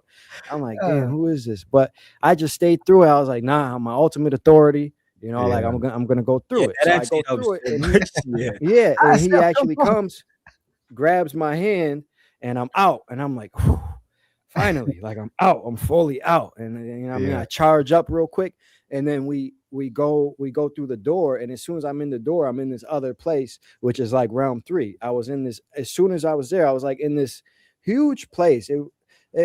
like if you can imagine like a palace or a temple, like, and I'm walking on an aisle. There's an aisle and there's water on either side of me. Like it was very beautiful. And like there was a wall to the right of me with like symbols on it and stuff. And then to the left, there was just like an open view of like trees and lush land and stuff. And there Oh, was hell water yeah. on either side of me. And I looked to the front and there's this throne and there's 2 to 3 beings on either side of the throne, and they were huge compared to the throne, right? These would be like Yeah. the Anunnaki, right? Like, Mhm. and so I'm walking there and they tell me a message, because I was seeking, guidance, because there's all this talk going out, like, and things were weighing heavy on my soul as I kind of diverged from one group or cult like following as I emerged from there. And I was trying to get some insights into it. And they did. They told me, things like one man's mission is not the mission, continue the path, continue all of these things that was weighing heavy on me, that like I needed to hear from Mm. somebody out other than myself, Yeah. and then after that, they take me to see some other things, because I also set my intention to access. I wanted to know all things, like, pretty crazy, right? To just be like, yo, I want to know all things. So they take me out, and then that's when the it started to like fade out, and like I started to come back because it was just like too much information. It was just like too much for me. But Mhm. yeah, that was my last experiences. Now I'm more so just trying to come up with and help other people leave, like come up with techniques and things that help other people leave, and show them and get them out of fear and things like that. So that's more so what I'm doing and what I'm working on. But Question. yeah, yeah. Have either of you had an experience where when you came out your body, you was with a totally different family? Like you had a different woman, some kids, Actually, yeah. and all that stuff, and you be like, "What the hell is this?" Like, have y'all experience like that? Bro, one of my first experiences when I was like still a teenager, yo. I had left my body, but I ended up being like in like a hood. I'm like, this like cause me, like I used to live in the hood, but like at the time I was in the suburbs, right? Yeah. I'm like, but I'm in the hood. I'm like, what? And this is a house. This is my house, but it's not my house. But I go inside there. I got a mom smoking a cigarette. I'm like smoking a cig. My mom would never smoke a cig. I'm like smoking a cig. Yeah. Like what's going on Yeah. here? I'm like, yo, maybe I did this wrong because like there, just back that I ain't know much about OBs. I'm just like, yo, I'm out. I'm trying. So I'm like, yo, I had to have did this wrong. Because what do you mean? Like my mom smoking cigs. I'm in the hood, bro. I got like these ratchet friends. I'm like, nah, bro. This ain't where I'm from. So I just went back to my body after that. But yeah, there's something like that happened for sure before. Yeah. Mhm. Yeah, I for me, it's more. I had a lot of background, so like I had a lot of help when I was leaving. So like I kind of already knew where I was going and stuff, and like Oh, yeah. how to navigate. Like so when I, but I the only time I've experienced different things like that was I was actually set up. My spirit guide Francis, he was like, I was in another body. I was accessing soul records, and then I went and I experienced 3 different wives of mine, 3 different lives. I had three Mhm. different sets of kids, and but one thing that tripped me out, I don't know if I've ever said this publicly, but one thing that tripped me out was I think I killed one of my kids on accident. Oh, Like I damn. think I was driving. I think we was driving. I Oh, was driving and we got in an accident, and and I ended up killing one of my daughters, because then I remember being in the scene and my wife was there and her mom was there, and they were just crying hysterically, like, oh, what damn. happened? And I'm like, and I was in the experience. I'm like, where's our daughter? And I had no memory. I like my Yeah. memory was wiped from the accident. Like I had just came out of a concussion, and I'm like, what's going Mhm. on? Where's I forget my daughter's name, but I was like, where's my daughter? And my wife's mom just broke down and was like, she's dead. Da, da, da, and was like Mm. Oh, freaking out. And I damn. was like, oh damn, that was crazy. I was like, That damn, man, like what happened? Yeah. Those experiences be a trip. I had one where, Mm-hmm. when I'll come out now, at this time, I was living in the hood, so, my environment wasn't good. So, I come out my body when I come out my body, I wake up like, this is when I was younger, so I like when I used to come out my body, it was on I wasn't trying to, so it'd be like, I would wake up sometimes and be like, "What the fuck? Like, where am I at? Like, hold up, I'm laying in a different bed. I just came out in a different room." Now look, I'm like, okay, this room look nice.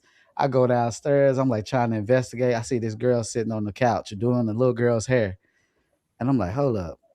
what's going on in here? So I walk past, and I didn't know who they were, so I'm in the out of body. So I go past, and I'm just trying to act normal, like I'm finna go outside real quick, so I can just look at them. Like, she doing her hair. And I see little twin girls.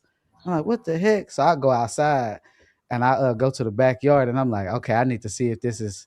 Am I tripping? Is this a dream? Like, I go in the back, and I see a trampoline. I go get on top of it, and I fold my arms, and I just fall back. Boom.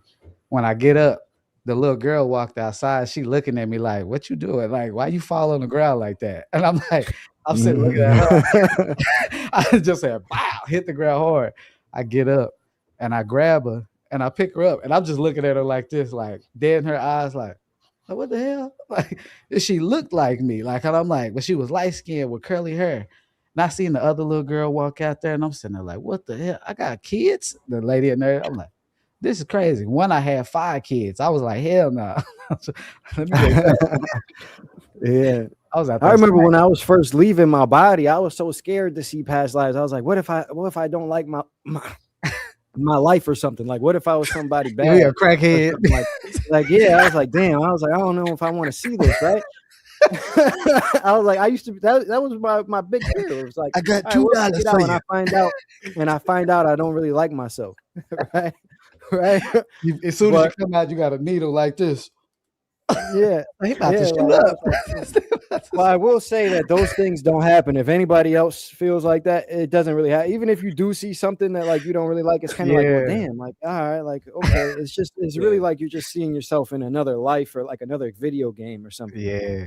You know, so it's not too bad. So don't worry about that if anybody has fear on that. Honestly, everything in the out of body experience is honestly pleasant. Even if I remember, even when I did run into like Michael Myers or Freddie Jackson or Freddie Krueger and things like that. Freddie Jackson's scary. He's scary too. But even when I did run Freddie Jackson. after that, when you come back to your body, it's just like, oh, why was I so scared and things like that. That does happen so many times, bro. Yeah. I'm like, why did I not just like believe in myself? What the heck? Like, yeah, that's I didn't got punked in the out of body when I was younger and woke up quick. Then I was laying there mad, like, why did I let him punk me like that? Like, he just punked. I got scared and was like, wake up. I was like, nah. After that, nah, it's fight time. I'm fighting, but not no more. Yeah. I'm on my positivity now.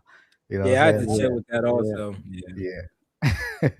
But if it arises, you know, if it's something for real, then it's gonna have to combat ready. You know, it's like I'm ready, but I just don't want to do it. But if I gotta do it, I would do it. It's like, I'm a man of peace, but if you bring war, I'm with that too. Nah, boy. Yeah, for real. I'm more of a Malcolm X by any means necessary type of person, for sure. For sure. But yeah, so I don't know how you guys feeling. You guys want to get into a Q&A, interact with the people, see if they have any questions. Yeah, I'm down. I'm cool with it. All right. Yeah. So at this time we can open up the chat to a Q&A. You guys can feel free to drop your questions in there, and we'll try to answer as many as we can. Yeah. And while they load up, all right. So Nothing But Truth says he has a question about time. I know that time is an illusion, but do the other side have some kind of intervention on time perception, speeding on time, or us realizing more of this illusion of time? I'll let Genie answer that. He's pretty good at time. I think he's the best one for that. So, all right, let me see. So when it comes to, you keep the question up for me? All right, bet. Because the way this word is kind of like, but I think I get what we're kind of getting at here. So with time being an illusion, right? All right. So let's understand what time actually is. So time is just the progression of events through space, really the progression of light through space, right? So this movement is what creates time, but we have our own sense of time. We could perceive it as fast or slow. Now, when people say that time's an illusion, it's because although we see it as a progression of events, on the other side, it's really just points in space. You could go to this point, that point, that point. So past, present, future is all existing right here. Now, when it can the question be brought back up real quick? Can we keep that up there? When it comes to the other side's intervention on time perception, I'm not inherently sure if like other beings will just come and like speed up your time. But what I do know is that like if you I seen people talk about this, how like the past few years felt like they went by really quick. As evolution Mhm. happens, sometimes your perception of time does change, where things start happening really quick, moving really fast. Like 2025 was a breeze. I'm not gonna lie. Like I still think it's 25. I still think it's 2025 sometimes because as evolution happens, your perception of time does change. And part of that is because so how can I put this? If if you are becoming more detached from physical events out here, you're not paying attention to all the events happening. When it comes to slowing down your perception of time, you have to look at every single minuscule event. You have to feel every second passing the slow down time.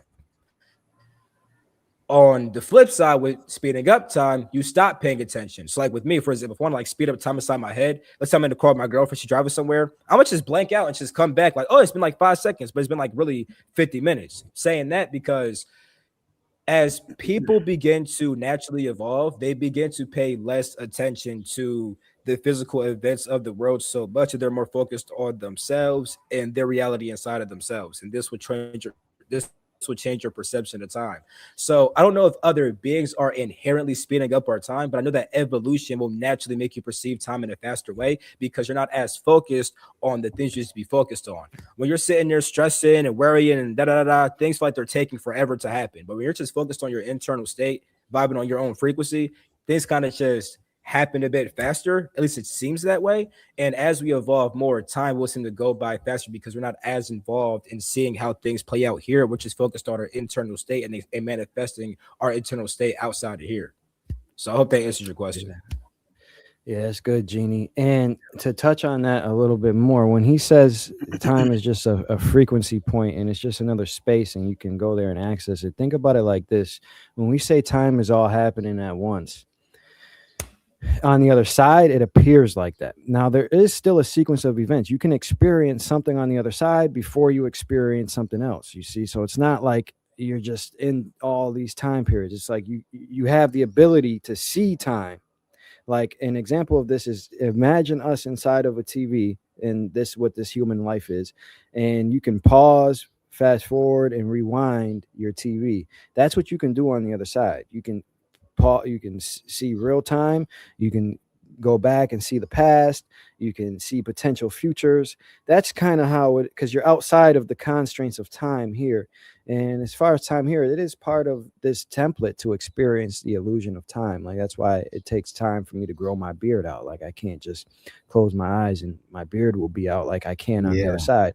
That's another aspect of it. Is like on the other side, if I want to grow my beard out, I just think and my beard will be grown out. So Mhm. you don't experience time in that way as well. But yeah, it's kind of like that. Yeah. And that's perfect how you said it because, like, yeah, it's like a think about a film strip also. In a film strip, like with old movies with film strips, you can just look really when you see movies, it's just different pictures moving super duper fast. When you're outside of time, because people say that time's an illusion, illusions are still real, they're just not perceived properly. Like this is technically an illusion because you see a cup, but it's really just energy. It's still here though, still exists. It's not how you think it does. So it's like, Mhm. yeah, time still exists out of your body. You're just not bound to it. Opposed to being in the film, being forced to move from beginning to end, you could choose to be like, oh, I'm outside the film. I could look at that frame, that frame, that frame, that frame. The way you said that's like is perfect. You can literally rewind, pause, slow down because you're outside. You're not being bound by time. You're just perceiving time by being outside of it. So, if you think about it, like a movie film strip is literally exactly like that. You just look at different frames that are they either happened before or might happen in the future, or you just stay inside the present right now. Yeah. Mm-hmm. Yeah, y'all said it All perfectly. right. Yeah, Cameron has a question for Fourth. Uh, He says, "Bro, speak on driving random cars and eating astral food and speaking with the Wolf K9 entity while passenger in a car." Yeah, Fourth Eyes man. experiences are hilarious, guys. He just tells them Man, so funny. Yeah. he talked about. I think he said about 4 different experiences in that one sentence, right there. So Go talk about ahead. that. I'm That gonna that. shut my camera off for a minute, but I'm listening. One second. Okay, I can't see the question. I don't know if my screen just get too big or something. Hold up. Okay, I see it now. But yeah, The one where I seen the canine, that was the one where I went through the light, where I took the kid through the light. I'm gonna have to shorten up the experience a little bit, but that was when I was helping this girl. I was told to get this girl. She was I guess she was dying and she was afraid to go through the light. And when I got to her, I was talking to her and I was like, "Why are you afraid to go through the light?" She was like, "I don't know. I don't want to go with the group." So I was like, "You know what?" I was like, "You know what? I'll go with you. Don't be afraid." So I took my dumb ass. I mean, I took my stupid self into the light. And when I went through the light, when I went through the light, uh I was in this realm. The realm was dope. It looked beautiful, the grass green, everything. And us, it's just when I got there, the problem was is that I was like my conscious, not I was aware, but the memory of me in this physical reality kept fading. You know what I'm talking Mhm, about? Like it was mhm. like I wasn't remembering my physical life, and that was weird to me because I would be going, I'd be kicking it, chopping it up. I went to this little room and it was a bunch of kids. They wanted to play. They wanted to play a game. So I played a game with them. I'm like, let's play the game. But they want to keep playing. And I'm like, hold up, I gotta go. And they're like, no, I don't wanna. And I'm like, hold up, I gotta wake up. I said, I think Yeah. Oh, I remember that. Yeah, yeah. I remember yeah, that I one. said, "I gotta wake up," and they like, "No." I said, "I made it, bro." I'm like, I had to get up out of there, and and I forgot. I didn't even tell nobody. I didn't even say about the part when I left that. I left that. It was like a tree outside, and it was this big bat, like a huge. It was just hanging from the tree, upside down. It didn't do nothing to me. I just looked at it and was like, "Oh hell no!" And I kept walking. I kept moving. He probably was some intelligence. You know what I'm saying? It probably could have Mm. spoke to it, but at that time I was a little scared. Yeah, But big behind bad. I'm not trying to talk to you. yeah, so I just keep walking. Next, you know, I'm with this dude, and he talking to me. We chopping it up, and he got a car, and he like, "You, hey, come ride with me." Whoop, whoop. And I'm talking to him, and I'm like, while I'm talking to him, I start remembering. Hold up, I need to wake up. So I'm like, okay, I need to wake up. Now he starts telling me, nah, so you okay, you good. This and that distracted me. And this white wolf came up. And I'm like, the white wolf started talking to me. And I'm like, it's like, I want to go with you. Like, kind of like, you know, that it's like in my mind, Mhm. like it want to ride with me. So I'm like, okay. And I told the dude, I said, I'll ride with you, but the wolf is coming too. So I got in, the wolf got in the back seat. We started driving. He driving, we just chopping it up. And then I get the memory again. Okay, I need to wake up. Like I've been in here way too long. Now I'm saying it's short, but I was in there for a long time. Like I'm at least I felt like it. Now we driving like I gotta wake up. And he like, nah, just chill, chill. Next you know, the wolf started barking, like growling at him, like so I said, let me get out. The wolf telling me something. Like, so I need to get away from him because he keep trying to distract me. So I get out. I end up at this house where this it was like on a hill. It was like on a hill like this, and the house was up here, but it was like a street on the side. Now I'm telling you, this place was beautiful, but it was just me in my fear state still a little bit like I'm here too long. I don't want to die like back then. So Mhm. I go into the house and I'm chopping it up with the people because I forgot that I needed to wake up. So I'm just there and I'm experiencing all this, talking to people, chilling. It's nothing like they telling me some amazing information. It's just like kicking it with your homies or your friends or whatever. So I'm kicking it. I go in the house. I walk around the house. I go to this back room, and it's like and it felt like an invisible force field that came into this room. And when I walked into the room, uh, the dude was like, "You can't go in that room," and I was like, "Shoot, I'm in an outer body. I need to wake up, but I want to see this." So I started looking around. The lady was like, she came in there. She was like, "He's fine. He's fine." And then I'm like, as I'm looking at all this, it looked like ancient art, like a bunch of ancient art from Africa, China, all kinds of stuff. I'm like, this is pretty dope. So this point, I'm like, hold up. Now I gotta wake up. Like I'm starting to get frustrated. So I started walking down the hallway. I don't know why in my mind I needed to go outside to wake up, but in my mind I was like, I need to get out this house and wake up. But so I started running, I started going out the house.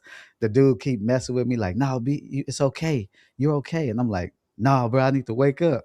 I end up running down to the street. He followed me. I pushed him back with my energy, like flew him back up the hill, like and I put my arms out like this and I just started screaming like a crazy man. I was in there like, like I need to wake up. And I'm doing this. The woman run out the house, but while I'm doing this, it looked like the whole the whole space was just shaking. The houses, the grass. But I'm doing this. She like, you can wake up. She runs up to me, rubs my palm, and she say, you can wake up. And I just floated back through a portal right into my body. And I woke up on the couch like, what the hell just happened? What the and then I started thinking like, I wonder if I was dead. Like, I was just laying on the couch, dead as a doorknob. I probably could have stayed there. Probably should, you know what I'm saying? But that was a crazy experience. Yeah, and that's crazy because when you say you think about your body, because oftentimes in experiences, as soon as I think about my body, We back. I'm back in it. But that's because you were on the other side of the light. You see, so it Yeah. took a little bit. You were out Yeah. there, but you were out there. But Yeah. it is. I would like to say that you always are going to come back. Like Yeah. you can always come back. You can die. This is where we get near death experiences. You can Yeah. literally die here and still come back as long as your body's not blown up or it's really old. You can always come back. Yeah. Always. I'll check. We are ultimate authority in that aspect. But yeah, man.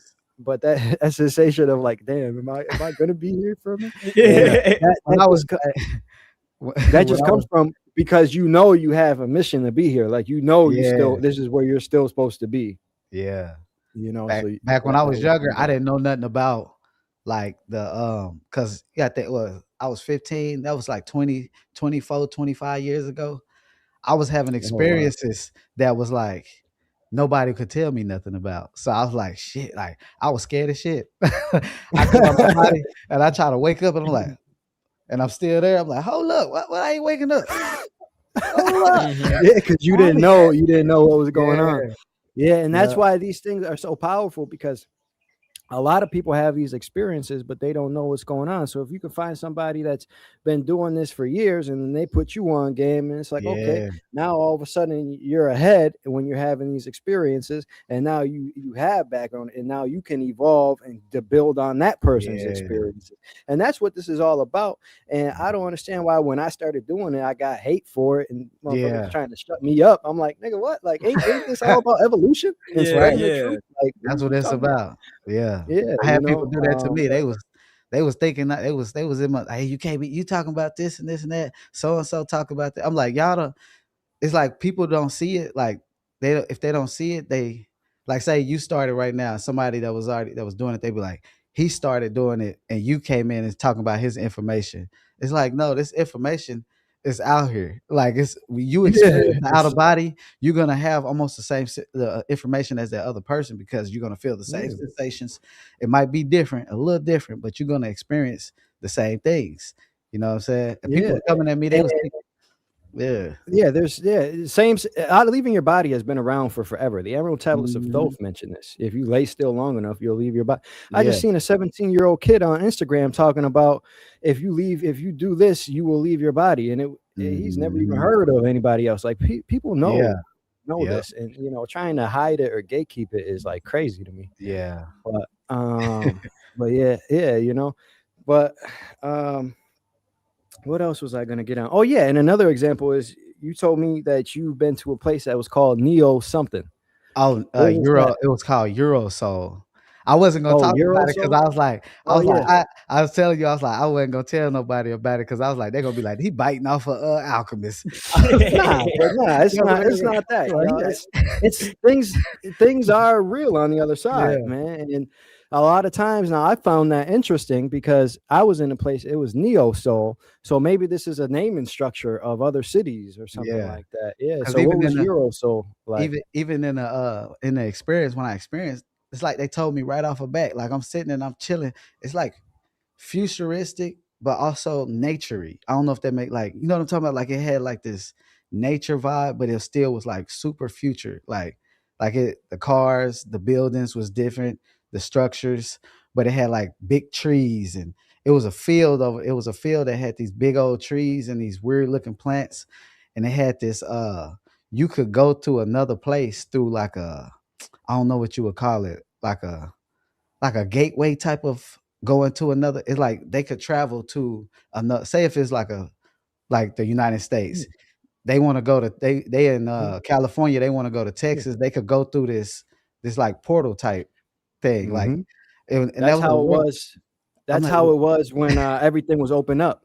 There was portals. Like you can be on one state. They would have stargates. These things are real. There's one in Arizona. There's mm-hmm. one in Port. Like they're still real. They're still here. They're just deactivated. But yeah, that's how it is. Yeah, And on the other side of the ice wall, they still use those stuff. Like it's yeah, just not here now. So yeah, it yeah. sounds like you could have been on another Like a on a different. place The only problem beyond the ice is wall. Yeah. I need to go back because I didn't get enough information. Because when I was in there and I went through, I was like, because I wanted to go through that door, that portal to go to the other place. Because I when I looked at it and I seen him going through, I asked, I said, man, what's that? Like, I said, where am I at? He said, this is Euro Soul. And I was like, when he said that, I instantly thought of Alchemist. And I was like, hold up, is he just saying that because I heard Alchemist say Neo Soul? Like, I'm like, when I came back, when I woke up, I was like, I ain't gonna talk about it. Because I think I'm like, I know the Yeah, people that yeah, like be following me probably like, he ain't never told us that. Yeah, I ain't never said it. yeah. Yeah, But yeah. but nah, man. I believe that's a real place and a real experience for sure. Based on what I know and what I see, it's a lot of, there's a lot of places and commonalities, and these experiences help us map together the bigger piece of this place. Because this universe, even though I say it's a finite place, it is infinite in that sense. There's tons of dimensionals. There's realms for one, right? That's the base layer. There's Mhm. realms. We are in one realm now, but even inside this realm that we are in, there's other kingdoms and dimensions here that we can't even see. And it's the Yeah, same for everything. So honestly, as big as they say the whole universe is, for every star that's in the sky, there's a place and time period that Yeah. correlates to here. yeah, So like yep, it is just that big. It's just set up differently, separated by frequency and stuff. yep. So like every star does have a place or a kingdom or its time or space within this construct that it correlates to. And this Mhm. is found all over, like in South America. Jeannie, you were talking earlier how there's pyramids there they are, and this kid actually put it together, discovered a lot of pyramids in South America just by remembering that they were lined up with the stars Mm. and Mm. things like that. So once you know that, you can correlate where the pyramids are here because they all line up to things in the sky. Yeah, Yeah, sure.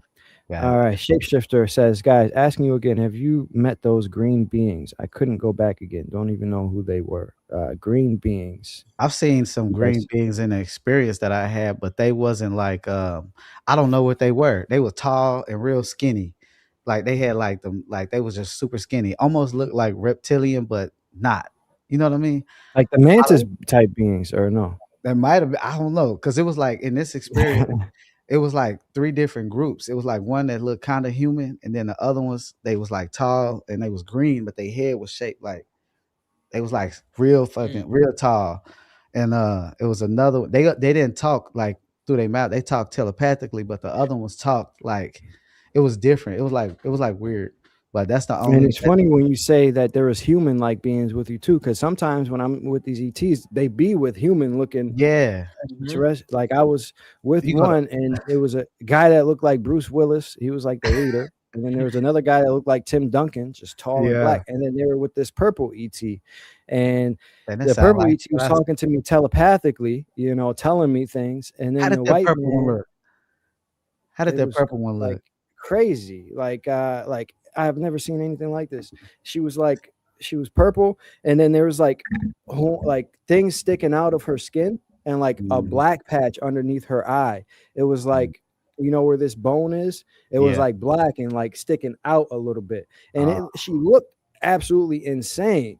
yeah. And when she was communicating with me telepathically, she was saying like, hey, I want to like do you and stuff like that. And I'm like, I get that you look alien crazy. cooch. Like You Yeah. gotta you get look that you crazy. gotta Like you gotta I was like, I don't know about you gotta that. get that extraterrestrial box, man. Yeah, Come I on, was like, I yeah. don't know. I was like, I don't know if I could do that. That's what I'm Hey, talking about. I'm trying to be and the first one and get that. yeah, but and she was talking telepathically, and as she was telling me telepathically, the white man was actually still talking to me, and Yeah. I could hear both of them at the same time, and it was weird. But yeah, they do come together. Like Yeah. when we say there's human looking ETs, there are. I didn't went on Like missions. yeah. I didn't went on missions with other like type beings, and I don't even know what the hell we was doing. I just know as soon as I came to it, we started going on this mission, riding in the dang ship and everything. But it was one that was purple, and he had like it was a man though. He had like straight hair, Look like one of them old what's the like a Ricky Martin type dude, like had the smooth hair, but he talked telepathically, like you said. And I had to get on this gun on the side of the ship. It was him, and there was another one that was like not white but white. I don't know how to explain, like kind of like a tan, but looked weird. But it was just, and then some human looking beings. It was like I don't know, but been going on missions with them, like doing stupid. Like we caught this big ass animal thing with a net, and this sucker didn't even look like a it just had these tentacles all over his body, and it was just running like a dog. And I don't even think we was doing nothing super serious. I think this wherever I was at, that creature was just like a loose dog. It was like Mm. something. It wasn't nothing like real But serious. but yeah, so to touch on the green beans, I forget which green beans you're talking about, but I've never really seen green beans. I have seen like some troll like beings. They look kind of like trolls, like, but it was here in Bali, and I think it was like some of the entities that they be like praying to or something here. Like it was like a troll like being, but I don't know. I've never seen shapeshifter. I remember your earlier comment talking about them. I've Mm. never seen those particular Yeah. ones. The only green being, well, I've seen mantis beings, but I also saw like a humanoid, had like a long big head, wasn't like overly long though, but like, it's like kind of like long big head, yellow eyes, and he was showing me about like opening up portals. I think it was an ET, probably was an ET, looked like an ET. He was like just showing me how to open up portals and stuff like that, and like how to like just use your finger to do it and stuff, and that was pretty dope. But yeah, I don't. I mean, there's a lot of beings that could be green, I believe, out here, so might need some more descriptors to really pinpoint what that could have been. Mhm. Yeah. Yeah. So, do y'all believe we're entering to the stage of reality to where we will become real life superheroes, aka Marvel or the boys? Could do that right Certainly now. possible. Yeah. Yeah, you certainly can. I'm going to a guy today after this that can shoot electricity out of his hands. Like, like these powers are here now, Yeah. Yeah, but for sure it's it's going to be people. more open. Yeah, it depends on what you put your energy to. Like right now, most Yeah. people are focused on going to work, Yep. learning how to operate within this matrix. But as that shifts to being more in tune with our natural abilities and tapping into ourself, and you have more energy and focus on that then Mhm. things will start to wake up a lot more. And yeah, that's certainly where we're headed. Yeah. Yep. All this work and be Yeah, keeping us if you down. study some of these like immortals out here, if you study some of Hold these on, immortals, Prab. they We be do doing have. stuff like they could dematerialize everything Hold on, good. Prab. Let's hit some of these super chats that they do, so they don't gotta wait for them. Oh, Kelly OP. Hey, Andre, I've been following you for quite While some we're time. fighting How with do I them. work with one-on-one with someone who is in another country? I'm considering it. Thank you. Oh, yeah. Yeah. I have an availability, so like when you book, the availability will be there. In the event, that time doesn't work for you, just shoot me an email and we can certainly, work one-on-one. Anytime that works for you, certainly. All right. Valkyrie. And then Andrew got one. I see.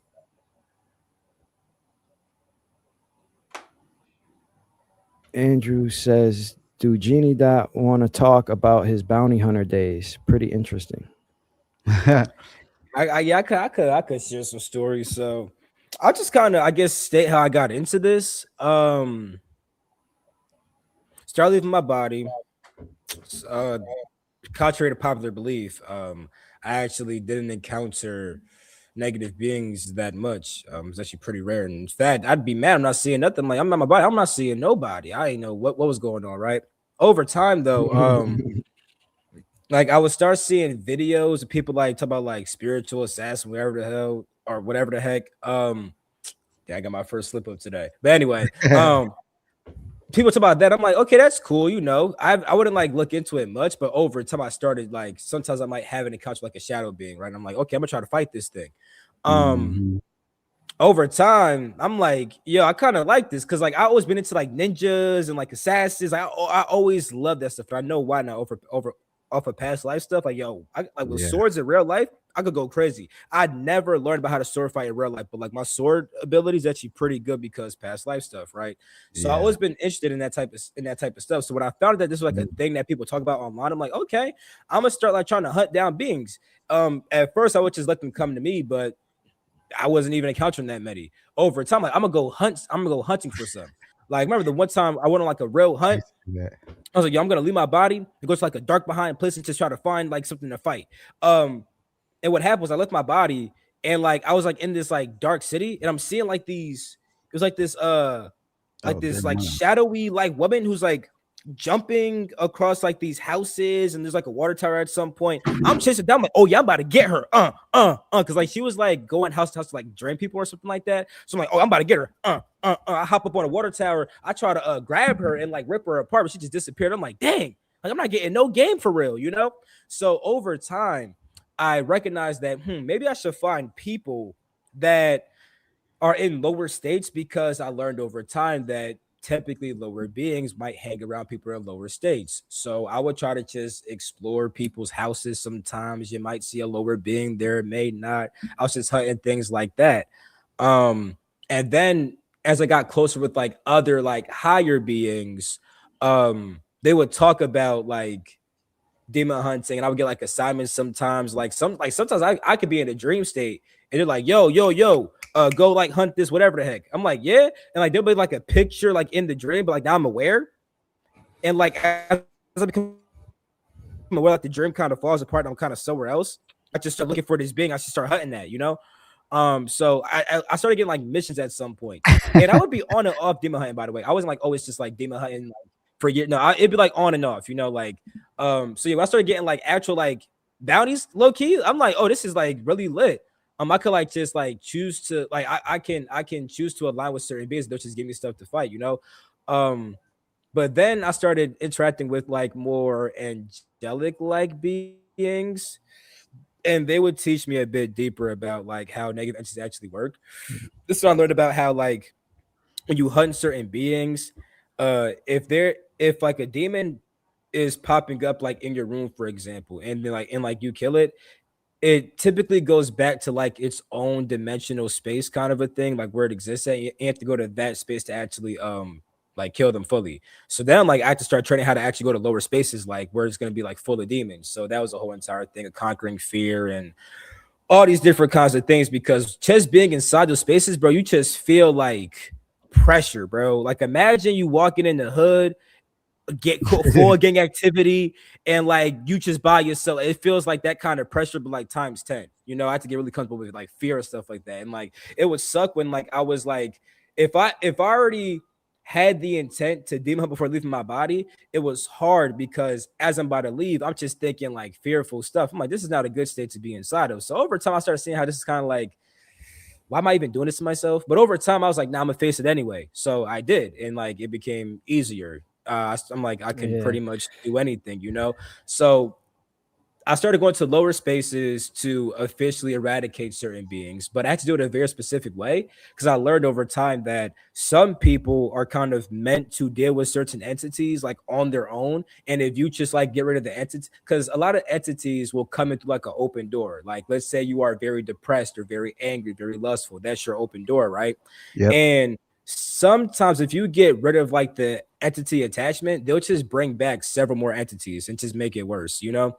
And they actually have a verse about that inside the Bible. I found this out years later as I'm reading the Bible. It mentioned how pretty much if you get rid of one demon and you don't like in the person not filled with like quote unquote the spirit in the Bible, 10 more will come back, 10 more stronger ones will come back. So I'm saying this because I had to learn that certain people have to deal with things on their own because Yep. if you try to help them through it, you actually can make things worse sometimes. Now I'm learning about like, oh my God, like now it's like I'm seeing it's kind of like contracts that people make unknowingly. It's like when a person agrees to be lustful, it's like they're kind of in contract with the That's a demon, fact. and that demon has, and I'm using demon very lightly, you know, like not all demons even look scary. Like some look like regular behind humans, but they're just like twisted and evil, you know. So it's all kinds of like Mhm. when I say demon, it's a very light term.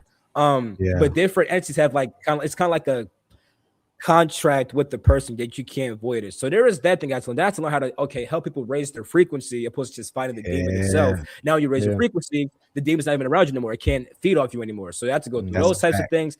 Over time, that's when I learned that me fighting at this point is kind of pointless. I was just doing it for fun. Like once it became fun, I'm like, oh, it's lit. Like me and my boy King Cash, we will fight demons together. We're like, yo, let's meet up in your neighborhood and fight this one demon. We really doing that, having the same experience, all that stuff. You know, like we was really like getting into that. But nowadays, don't really do it as much because it's like there's no real point. It was fun while it Yeah, when lasted. you're doing these things by yourself, like when you're just getting into it, you don't know what's going on, so you will want to fight things and things like that. But as you get into it and you have a more solid understanding, you understand that, like you were saying, contracts about people. So there is that, and when you're doing it unconsciously, there's when you leave here, your memories don't come back immediately, like all of them. So there is Mhm. moments where you can catch people if you're in a low vibrational state and gear them towards something, and you can make an unconscious type of deal or something like that. Those things are real and they Mhm. do exist.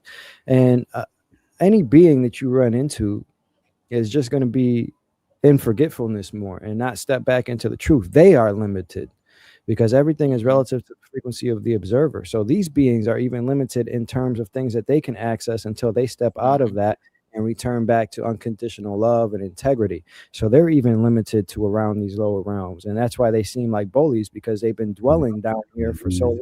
long, but they're even limited. So if you just bypass all of that and just, be higher, you'll Yeah, back, and then you'll be able to come back with a higher perspective and help people in a better way, I better used to life. be out there Yeah, whooping them demons. I used to be boy. When I found out, Yeah. because they don't have the power they have is the power you give them. literally. Because Yeah. like if Mhm. you don't give them that, if you ain't fearful, if you in your authority, they can't do nothing to you. When I learned Yeah, that, yes, just yeah. like just like he was saying, I was out there hunting for him. I was out there Yeah, whooping shit.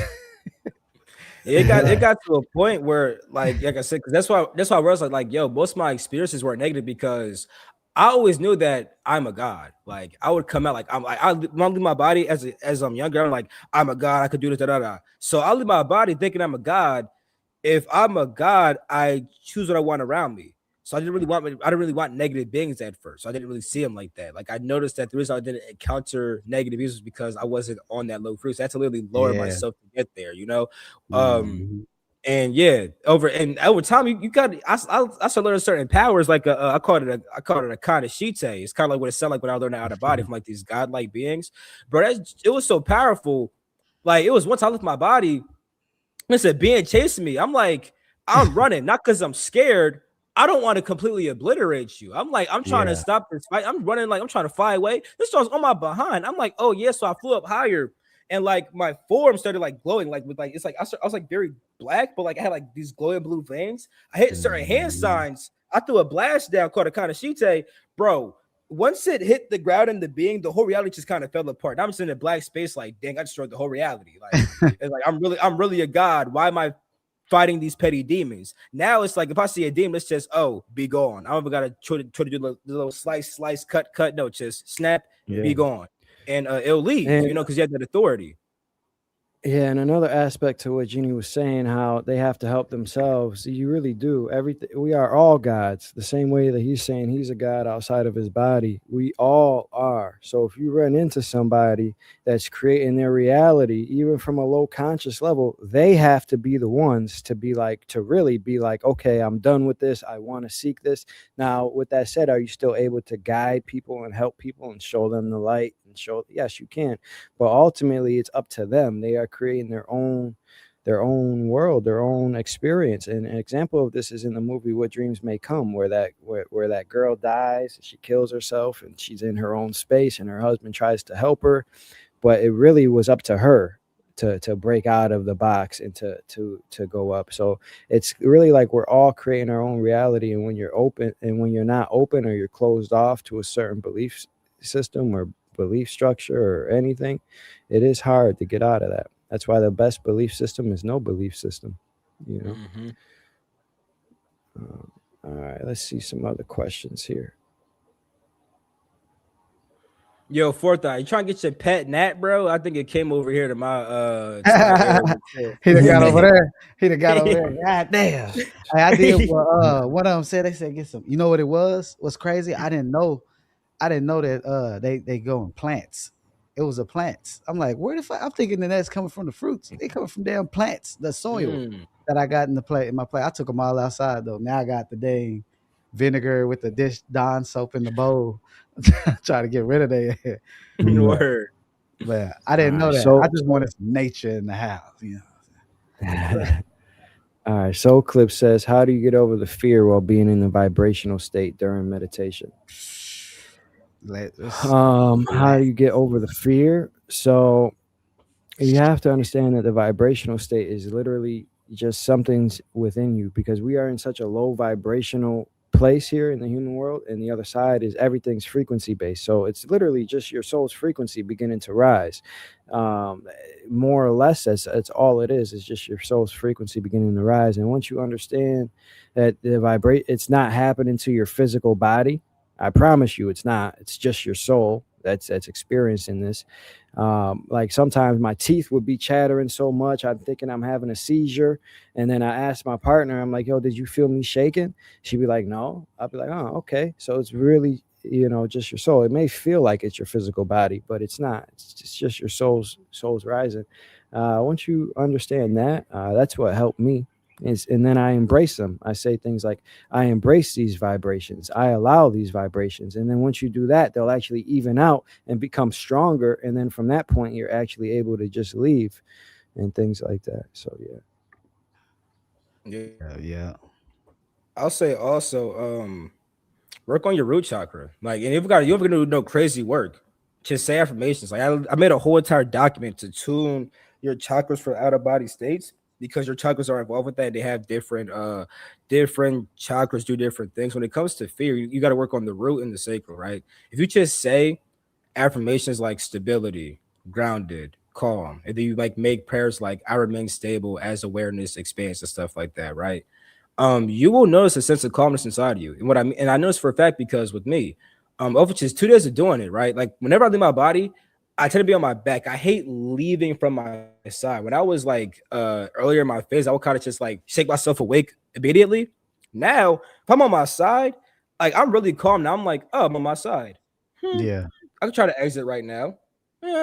Should I fix myself? Like I could really just be calm and sit inside that state because I fixed my energy system.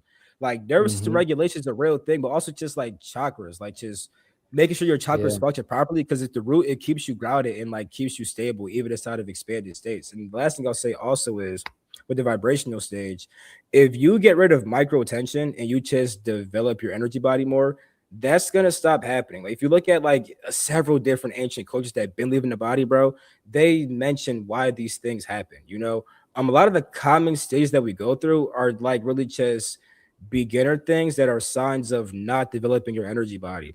Things like qigong actually do help you. Pranayama, these things actually help you to the point where like you start to transition really smoothly, and living your body in the day will become simple. Also, you wake up in the morning time, let like 6 hours pass, your energy system stabilize itself anyway, but your mind is still super aware. So if you leave in that type of state, you'll have more access. You're not going to be falling asleep out of your body. And if you trained yourself properly, you can just literally lay down, start detaching, and leave in. I mean, the quickest Very I've done quickly. in the daytime is like probably like 20 minutes, but people be leaving in like 10 minutes also. Like people could, like, you could start Yeah. leaving really fast if you could. Now, granted, you need time sometimes, like with stuff I'm doing like if I want to Sometimes, yeah. leave quick, I'm practicing every day, all day, like different points of the day, like morning, evening, morning, afternoon, evening, and night, But even if you're not doing all that, if you just find a good energy body practice and do that for like maybe a week to a month straight, those phases become way easier to move through for sure. Yeah. And to touch on what Jeannie's saying, chakra alignment does help. There was this one point when I wasn't leaving my body, very frequently at all. Like I was struggling. And I documented what I did for 30 days to be able to achieve it. And I was aligning my chakras and things like that. I did a whole document, and they do help. It does help. And then by the end of the 30 days, I was leaving pretty quick again after that, like 3-4 times a week. after those 30 days of Mm. doing chakra alignment meditations and things like that. And you guys, the affirmations Jeannie said is a good tool, but also if you can just YouTube chakra alignment meditations on YouTube. There's like 15-minute meditations that you can do. Joe Dispenza has some good ones. I outlined just what I do in this document. It's in the toolbox. And what Jeannie was saying, he is right about, things can help if you develop your energy body and things like that. It does help, and that's why we're experiencing the vibrational system, is because we're out of alignment. So when I say it's your frequencies, your soul's frequency beginning to rise, it is, and there is ways to help with that here, and it's all documented. It is, and it is really easy to leave your body once you're in tune with it. It's very easy, and that's why when this nigga Darius was like, "Oh, Andre's not leaving his body," like that, I was like, "Nigga, like what? Like, you think you the only one that can do this?" Like, it's not hard. It's not hard. There was one point when I wasn't. And, when he said that, I'm like, all right, you really trying to take this control and manipulation to a whole nother level. But, Oh, damn. um, Damn. I knew yeah, he, I I was believe like, he said that it's he's not wilding hard. for that. It's not hard. Yeah. It's not hard. It's not hard to do these things. Yeah. Once now there is time periods. I will say that there is time periods where things will be harder to do it. I have gone through time periods, where it was a little hard, but there is time periods as well where it's very easy. Like when Yeah. Jeannie said that you can lay down in 5 to 10 minutes, it really was this easy. When I was in Egypt, I was telling Lova, like, hey, all you need to do is lay there and think about the other side. Like if you've had an out of body, all you need to do is lay there and think about the frequency or the experience for like 5 or 10 minutes, not even a long time, just a long time, and then just go to sleep. And then you'll wake up and be out of your body. There's so many techniques, but one way that you can do it all the time, 100% of the time, if you're able to do it, is just lay still and keep your mind awake while your body falls asleep. That's one way that we can all leave, on demand, and it works 100% of the time. It's just if you give up or not, you know. And then even from there, there's ways to induce that even quicker. I got it down to like 45 minutes to an hour, like on command every time. So there is ways to do that. It is. I seen People Jimmy gotta remember- Dodd's video. I was cracking up because he was talking about when you be laying and you be meditating and you start feeling that feeling, your arms start doing this shit or your legs start doing this shit. I was like, that's some real stuff. You'll be laying there in meditation and you'll feel that vibrational state. You'll start feeling your body. Your arm will just start doing this. You'll start feeling your shit going. You'll be like, what the? But spinning. You just like, what the hell going on? But that vibrational state. Spinning above your body and stuff. MK Vision says, do you know something about geometric shapes? Which shape emits a healing frequency? Oh, thank you guys. Appreciate it. MK Vision. Geometric shapes. I haven't necessarily got into this as much. I remember when I first was entering into this space, I was thinking about geometric shapes and how the concept of how designs can go in infinitely and things like that. And geometry was very important. But then as I started leaving my body, things like that became less important for me to understand. So I don't necessarily know. Jeannie, do you, or 4-5? I don't really get into that too much. That's Jeannie Dot right there. I think Jeannie Dot got that. That's what Jeannie So as far as shapes, so like we'll just do like 3 basic shapes at first and expand a little bit more to like what are those called? Whatever they're called. I'm gonna get to them later. But the 3 basic shapes: triangles, squares, and circles. So triangles build energy. It's like a fire element to kind of build energy inside you. That's why pyramids are triangles. But at the base, it's like a square because squares contain energy. So you have a square containing energy with energy rising up inside you. So pyramids contain energy, but also extend your energy upward and kind of like build your energy upward and stuff like that. Circles are more about just like open spaces. So like if you have a circle of energy, it's just energy freely flowing and stuff like that, Now when it gets to the 5 platonic solids, I know that the dodecahedron deals with ether, and it helps to essentially shape vibrations in ether into a certain kind of reality. There's the tetrahedron, that's fire. It's like a 3-dimensional triangle, same as like a regular triangle. Fire element builds energy and stuff like that. If you build a structure like a tetrahedron, you start getting like just these powerful energetic harnessing structures. Isosahedron, I think that's the is that water or air? I think that one's air. Might be water though. Long story short, those shapes have different elemental qualities and energetic qualities, which if you know how to properly use them, you could build your spaces in certain ways to harness certain energy. So like this Hmm. is why like being in a room can like have like if you're in a room that's square with your door closed all day, it could get stagnant because you're trapping energy inside your space. You need to circulate that, open a window, open your doors more, circulate your energy and stuff like that, because if you keep it inside that, like if you're in a box all day thinking negative thoughts and stuff like that, it doesn't go nowhere. That's why you could leave the house and come back and think the same exact thoughts. You guys ever like had a thought, then left the room, then you kind of forgot that thought, step back inside the room, you get that thought back? Because I know with me, like I could think about doing something, I'll leave my room and then forget what I was gonna do. And I'm like, wait a minute, I gotta go back in my room to get that thought back. Go back inside my room, I get the thought back because inside, since the room is shaped as a cube, a square, it's holding that energy. So when you leave it without consciously thinking about that thought again, you might lose it to hop back inside that space.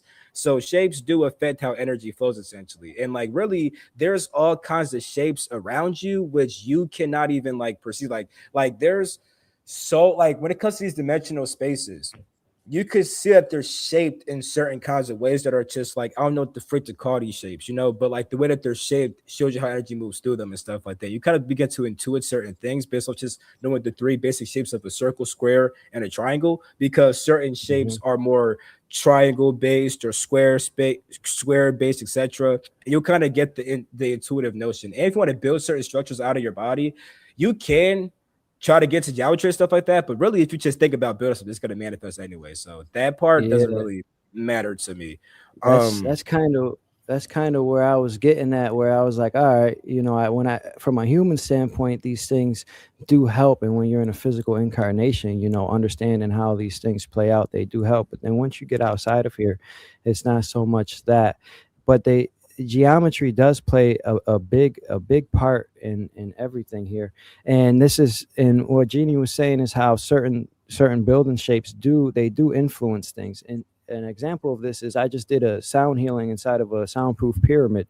Now the geometry of the pyramid helped exonerate or exasperate the sound healing frequencies, and it was able to heal things. And then it goes up through the top of the pyramid and things like that. And I was also inside of a dome like place and having some scalar healing done. And this is where ancient Egypt, this is what they utilize. They utilize these shapes and these patterns. And once you understand how they interact with this construct from a physical incarnation standpoint, you are able to create different shapes, different things. This is why the cathedrals are shaped the way that they are when you go inside of them, and they're pointy. And this is why they have bells in there. They could literally heal you as you step in there. You hit the bell, the shape of the place, and the frequency will heal you, and things like that. That's why they got rid of all the bells. Yeah, all of that does play a shape in it. And I figured you would know more about that, Jeannie, and how they actually work. yeah, I had Arcturians freaking using shapes like this shape does this shape does that. I'm like, okay, this is pretty cool, Arcturian guys. That's pretty dope.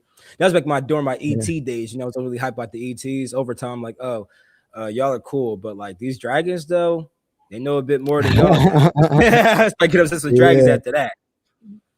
yeah, yeah. Thanks for that answer. Great insights. I'm going to rewatch and write it down. Couldn't memorize everything. Oh yeah, you're welcome, MK Vision. Thank you. Appreciate it. Appreciate it. All right, let's see what else we got.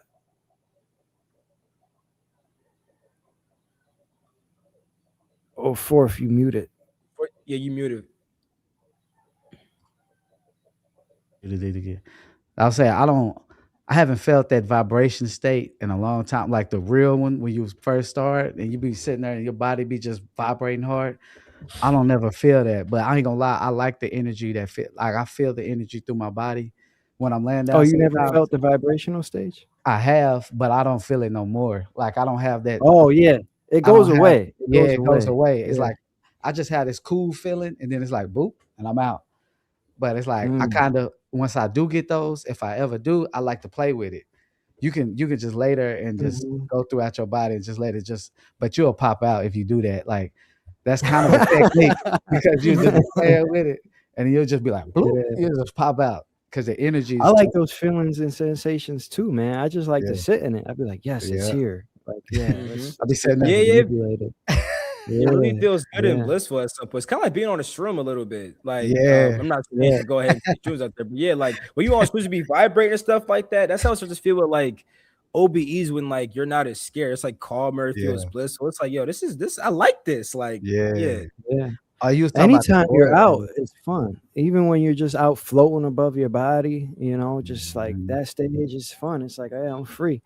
Yeah, It is. It's a great feeling when you're out. I always say as soon as you guys leave your body and you're outside of the physical limitations of the body, how you think, all the it's the best feeling ever. it It, is. I'll be out there it lifting up really is. trash cans, crunching cars. I remember I used to leave my body just to like when I would leave my body when I was younger. Once I realized I could do certain things, as soon as I would leave my body, I start picking up still my energy, start yeah. practicing with stuff. I'd be like, okay, I can do this. I could do this. Oh shit, I can manifest this. But sometimes you'll try to manifest something, and you'll get the wrong object because your mind wasn't clear enough to. I mean, the thought of you like saying like I want a sword. You'll mess around and say I want a sword and have a kitchen knife. You be like, damn, I said a sword. Like but if you once you get a little more powerful in their thinking, the commands and whatever, really it's just letting go with everything. You know how people say Mhm. they say like when you come out, you see your thoughts and your thought projections and all this stuff. And this microphone right here is a thought. Everything is a thought. We Mhm. surrounded by thoughts. Like Mhm. like somebody Yeah. thought about this and it came from somewhere else and they thought about it, It just created takes it. time to manifest here. Yeah, Like somebody had to think of this microphone and then make it before it was yeah, actually here. But it's still just a thought. And outside of your yeah. body, it's the same concept. Your Same thoughts thing. It's you're just outside of the faster. physical limitations and outside of time. So it You just could do happens like faster. you could think of a Yeah. mic and just pop up like, oh shit. I mean, one time I thought I was getting chased by a lion. I was in the house. I came in my body. I go to the kitchen. It's a big ass lioness in there. And I'm like, what the hell? So I start running. It started chasing me. I'm like, what the fuck is going on? Big ass lion. She stepped up and she just got on top of me and started licking my face. I was like, what the hell? Like, you'll see some Yeah. crazy stuff in the out of body experience. Some things like I used to see it and I'll be like, I can't even talk to nobody about this because it don't make no sense. Like it's and I had plenty of stupid ones where I came out my body and just was hitting the ceiling, just sitting there bopping the ceiling like this for a Yeah, I full had minute. that too before you. Yeah, it happened to me before too. I'm like, damn, get to the ground. Why am I Yeah, bro. I'm like, floating? why can't I get? Why am I just doing? Yeah. My issue Yeah. though is You that getting stuck. what happened to me though, my issue was that I was current like off the influence. Like back in the past, bro, I used to be like with the weed smoking heavy. So like once Yeah, I was just like fried. I'm like, yo, I'm gonna try this method real quick. It's like 4 p.m. It's like I didn't think it's gonna work. That job really, I'm like, oh, I'm out. I try to fly up. I'm like this at the wall. I'm like, wait, why am I doing this?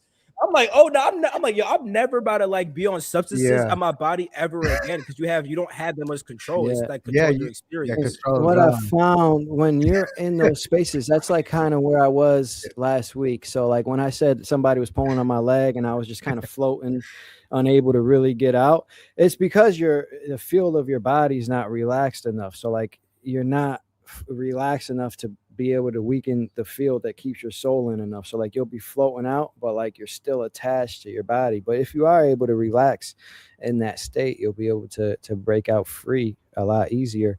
But it is hard. Like you'll be out, but like you can't move. Like it's like you're out floating, but like you can't move and stuff. And I found that if you just say relax more and really like command yourself to relax, you will break out and break free.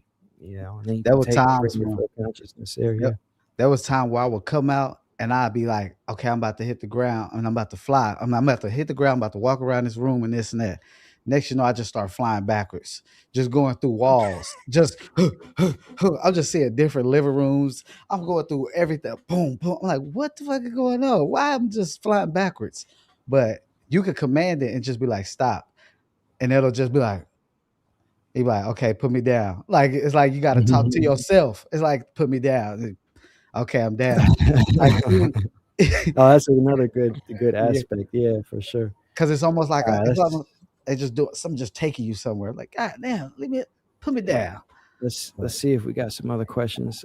CC says, when when in sleep paralysis, how do you know when your soul is actually detaching? She says she hasn't had an OBE yet because she tries to lift up out of body too early, but it feels like I'm detaching from the body.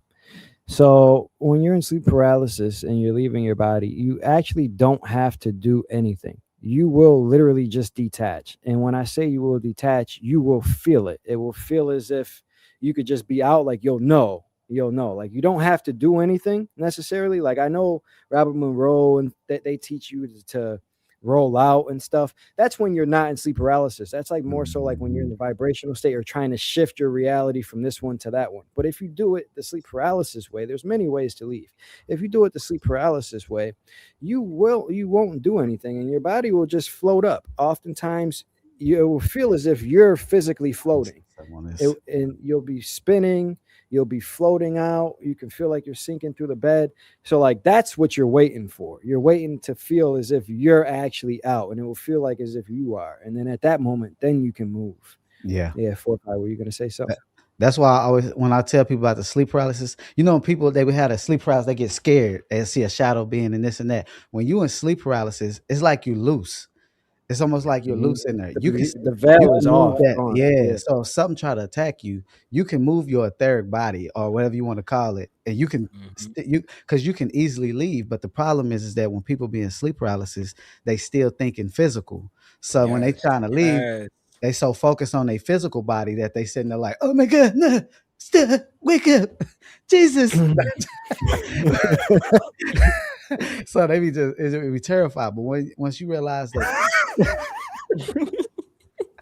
you realize when you realize you loosen the body, you just leave like that. You already loose. Just sit up. Yeah. But it's a mental thing, but it's a mind Yeah. thing. You got to move Yes. with the mind. And Yeah, somehow two people first, do it at times. Like, if you want to start moving that body, like, just sit down and imagine your hand doing this, but don't actually move your hand. That's the body you start moving when you start being sleep paralysis. Like me, I don't get paralyzed because I'm always just, for me, it's like I just drop inside of another body and I could just start moving that one. Now, granted, if I'm like very loose in my body, I just got to calm down a bit more and detach more from my senses because, yeah, if you're trying to move yourself, but you're only thinking physical, you're trying to move a body which you're not attached to. Sleep paralysis Yeah. literally happens because you're detaching from your physical senses. So your physical body is immobile until you reconnect with it. Yeah. So reconnect with it. Yeah. So to add further to this, I want to be very clear here. So the out of body state is physical and you will be physically moving yourself. But when you're in sleep paralysis, if you wait and you feel the disconnect and you're floating above your body or something and you really feel all of yourself, then you're going to physically move as if you're physically there. You're already on that state. If you wait and you do it correctly. But if you don't and you're just still in sleep paralysis, you can move your physical hand, and that's where you will use your mental aspect. You can envision yourself floating up, envision yourself somewhere else, and then that will physically be your reality. But if you wait until you're already floating out or you're already disconnected, you will then physically move. You see, there's layers to it, and you'll see it after you experience it a couple times. You'll know. The reason I'll say like subtle bodies is because like I get that things are solid and dense and stuff, but like, so when you're doing this, right, you're moving a hand made out of atoms right now. You know what I'm saying? If I sit down and I feel this, that still feels real, could feel very solid. And it feels solid out of your body, Yeah. but it's a subtle body though. Like it's still solid, it's still dense, but it's more light based, not like atom based. Although atoms do come from light though. So I'm saying that because if you get used to like when it comes to feeling is not exclusively tied to the physical body. Like your body doesn't feel anything, you're the feeler of things, because what's feeling is a way of perceiving information. Your soul is what perceives. If somebody is quote unquote dead, meaning that the body's not animated, and you touch that body, it doesn't feel anything. You're the one that feels things. So when we describe feeling and like density and things being solid, it's not exclusively tied to this body. But when people think that, they'll try to feel themselves move, but they're trying to move this body, instead of a more subtle body. That subtle body does still feel solid. It's going to feel where you could touch it. It's going to feel more real than this right here, because feeling is not something of the body. It's just that when certain things touch your body, you have an etheric body inside you that's communicating information to your soul, and it says that this feels like that, but your body doesn't feel anything. You're just getting signals communicated to your soul that says generate this experience. So with that being said, if you could separate feeling things in a solid way from like your physical body, just start feeling yourself do things like this without actually doing this right here, you start to build that actual etheric body more, and now you stop being paralyzed. You start to move that more subtle body, and you're still going to feel solid. Physical is going to be very real, more real than this, because now you're not bound to this shell that's actually blocking what you can feel. You feel more things out of body because your physical body is actually blocking part of your ability the to perceive electrons repel information. each other. Yeah, and the Exactly. electrons and the atoms are actually repelling each other. So outside of your body, you're actually able to physically touch something. And I do want to say that there's strong distinctions here, because this is where we get the difference between remote viewing, astral projection, and a full-blown out-of-body experience, like the way that I speak on it, right?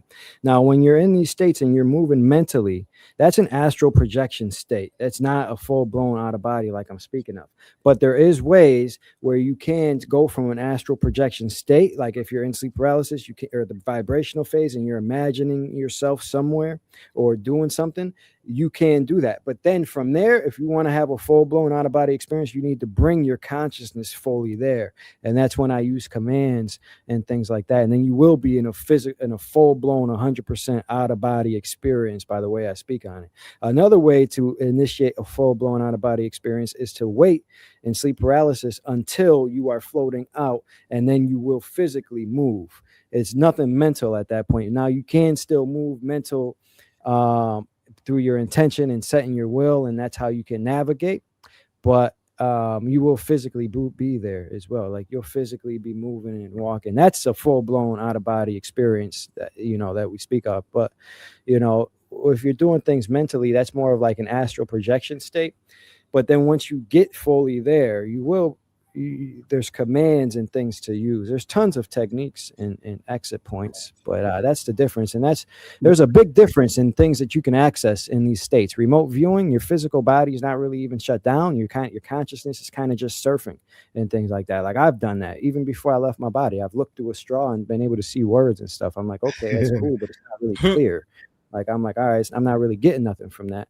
And that's where I see a lot of people speak about one person. I'm not going to throw shade or nothing, but if you're a remote viewer, you're not going to be seeing things as accurately as you will if you're in a full-blown out-of-body experience. And the same with astral projection. You're not fully there. You're literally just navigating one side of it. But as you conscious more, as you put more into your physical essence there, and once you have one, you'll know the difference. Like once you have a full-blown, like you'll know the You difference. can't Like, mistake it. I'm really here.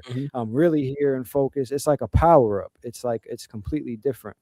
You see, it's completely different. You'll And be that's looking at wall where textures and carpet Yeah, bro. textures. You could Yeah. literally Right. feel everything now. There's no Yeah. shell blocking you. Mhm. And that's why even like people that could like do stuff like, for example, if I were to imagine myself pushing this cup over, if my etheric body's strong enough, it's gonna actually push the cup, Yeah. because this is how, because what's matters just condensed energy. You know what I'm saying? So with that being said, if you could condense your energy so much to actually affect physical things, you'll be able to do that. That's why if you want to actually like train these other bodies that you have with you shit, because how can I put this? There's a reason why when you leave your body and like you open a door, you don't see the door open physically. Like even if you're in a full-blown OBE, if I were to open my door in an OBE, my girlfriend's not going to see that door open, because like I'm not touching like the atoms of Yeah. the door per se. I'm not moving like that. So it's like subtle. When we understand subtle bodies and how these things work, it becomes easier to develop yourself, because we got to think about like these ancient these ancient yogis and monks that been living their body for years, they weren't even trying to do it. They were just naturally detaching from their senses, feeling their energy body and stuff like that. And this just led to naturally coming out the body super duper fast. So if you can separate this sense of like, because I don't mean like moving mentally, I mean just like had like being able to actually like notice that when you feel things, it's not the body feeling them. You start to live from the thing that actually does feel them. You begin to actually form more energy inside that etheric body that transitions you outside of your body. And like it's gonna feel like it's going to feel the most real as anything could ever feel, because there's no physical body blocking yourself. People get mistaken knowing they think that movement and feeling is something that's of the physical. So when they try to move inside of a sleep paralysis state, they're thinking physical body must move and not like actual thing that feels needs to move. Because once again, if you just sit down and do this without actually lifting your hand, you'll be closer to the thing that's actually moving outside your body. And if you notice, when you feel that, it feels real. When you touch the, like if you got so good, you can actually touch the cup and actually feel the lines of the cup. And like actually, like if you got so good, you can actually push the cup over without even moving your hand, because it's your etheric hand. And if people can operate more like that, it'll be easy. Like sleep process becomes so easy to bypass, because you'll start just you'll make yourself float. You can just turn that on, because once again, it's the physical body's not the feeler of things. You generate all those things. That's another technique where you're able to just shift your consciousness and be able to tap into these things for sure. But I will say, you know, there is a significant difference between these things. Remote view and astral projection and full blown out of body. There is a significant difference. And I want to say the other side is the real life. This is a dumbed down copy, a dumbed down version of it, built with limitations. You see, the other side is real life. That is home. That is where we come from, and that's where we all return back to. All of these things here are just terms for humans to make up, you see, but what it is you're just returning back to the eternal aspect of yourself. At the end of the day, you're outside of this physical body. You return back to all that there is. If you want to call this your soul, if you want to call this etheric, astral, but whatever you want to call it, you return back to yourself. And now there are ways to make yourself fully there and conscious and 100% OBE. When I say a fully conscious 100% OBE, I mean you're in your full soul. All parts of you is there, just in forgetfulness temporarily until you meet back. Now, in these other states, that's when you're tapping into these other bodies that these ancient civilizations speak about, like the etheric body, the astral body, and things like that. That's where you're navigating those things. But when you're in full, you're there, you're 100%, and it's more real than here. When I say this is a dumbed down version of this, it is, because when we're touching something, we're never even actually touching something, like Jeannie was saying, because the electrons, the atoms of us and that of which we are touching actually repel each other. We actually never even physically touch anything. And outside of your body, you're outside of the physical limitations. You don't have atoms and things like that we have here. So you're actually able to touch it. And when I say touch it, you're really able to touch it. And if you align your vibration or focus, you can actually even move through the substance. That's what I was about to say. I've with this for a while. You can move through things and touch things. And now sometimes when you're out, you may walk into a wall thinking you're about to go through it, and it won't. I did that. Several times. Knocked my head. Why is this happening? Like, oh shit. But you can go through stuff. You can fly through your roof and touch things. You can do that too, but it has to do with your frequency. Everything is relative to the frequency of the observer. And I know frequency is hard to understand, but when I say frequency, it's really your thoughts, feelings, and emotions that vibrate out. That's how souls and humans alike control our frequency and things like that. So that's really what it is. And now, with the stuff that I'm speaking about, this is just general terms. Of course, there's more ways to describe these things in terminology, but like I said, terminology is really primitive. That's why I personally try to stay away from all of those things that, you know, old ancient teachings have said and things like that, because it puts a preconceived notion in your head of like, oh, okay, that's what it is, when really it's really simple. You just leave your body and you're in your soul, you know. I mean, you can call it whatever the hell you want, but that's what it is. You know what I mean? Yeah. All right. So Tibetan monks used to wear heavy chains to keep themselves floating away. Oh wow. Yeah, Yeah, that it's wasn't just going. And put a You know, chain on like, if you want to get really advanced with certain things, metaphysics is that's where that's where because people get too caught up on metaphysics without knowing where it actually is supposed to be applied.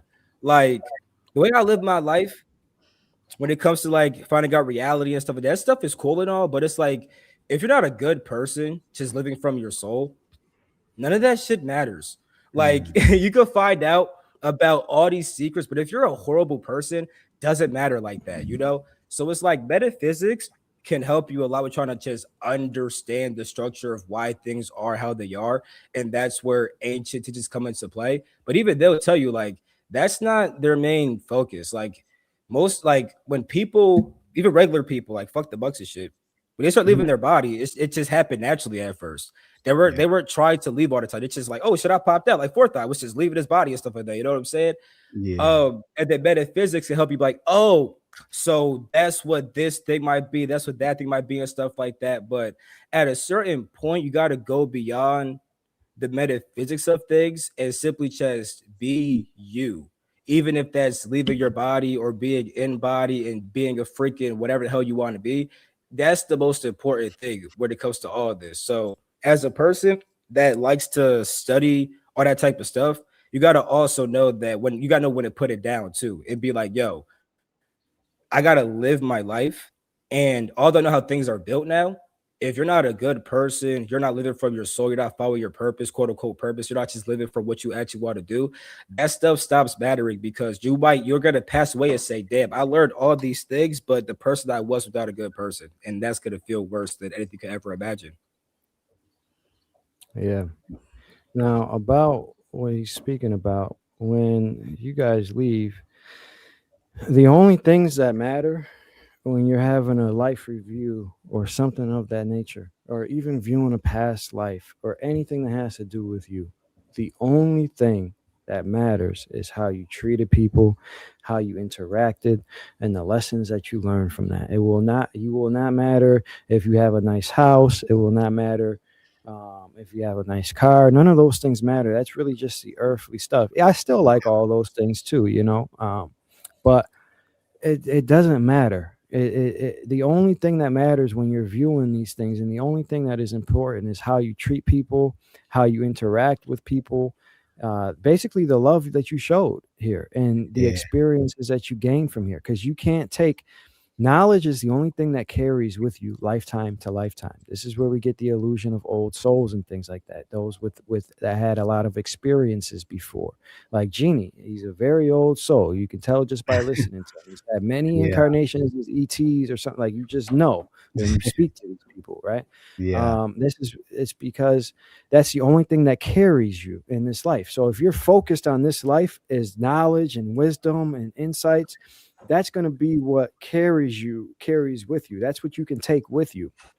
Now, Mhm. if you were to come back, which I don't even know if this is going to be a thing moving on in a few, how much longer this is going to be a thing. But then when you come back, you take those knowledges and those experiences you gained, you take them with you. You're just in forgetfulness. So you will Yeah. know these things, but you don't know how you know them.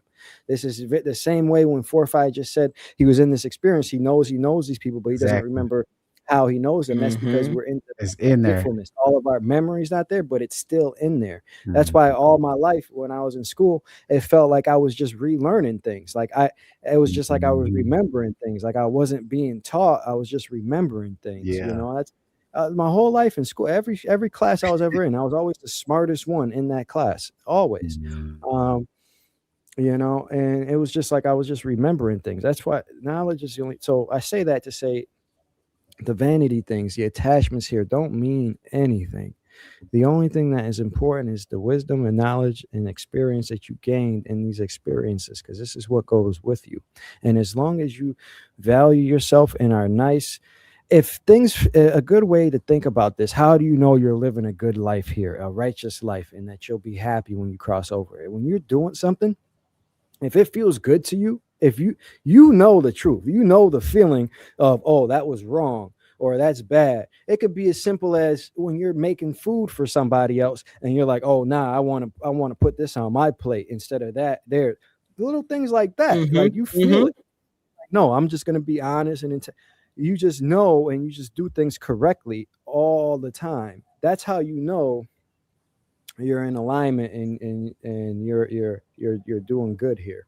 Yeah. I hope that helps clear things up. Question: the last time I was in sleep paralysis, I felt like I was pure awareness, like a floating ball of pure awareness. What did I do wrong that time that I need to change? Nothing. I wouldn't say you did anything wrong And necessarily. There's just different states and things like that. Now, if you're saying you felt like you were pure awareness, like a floating ball of pure awareness, was your goal and your objective to have an actual full blown out of body experience, like we're speaking of?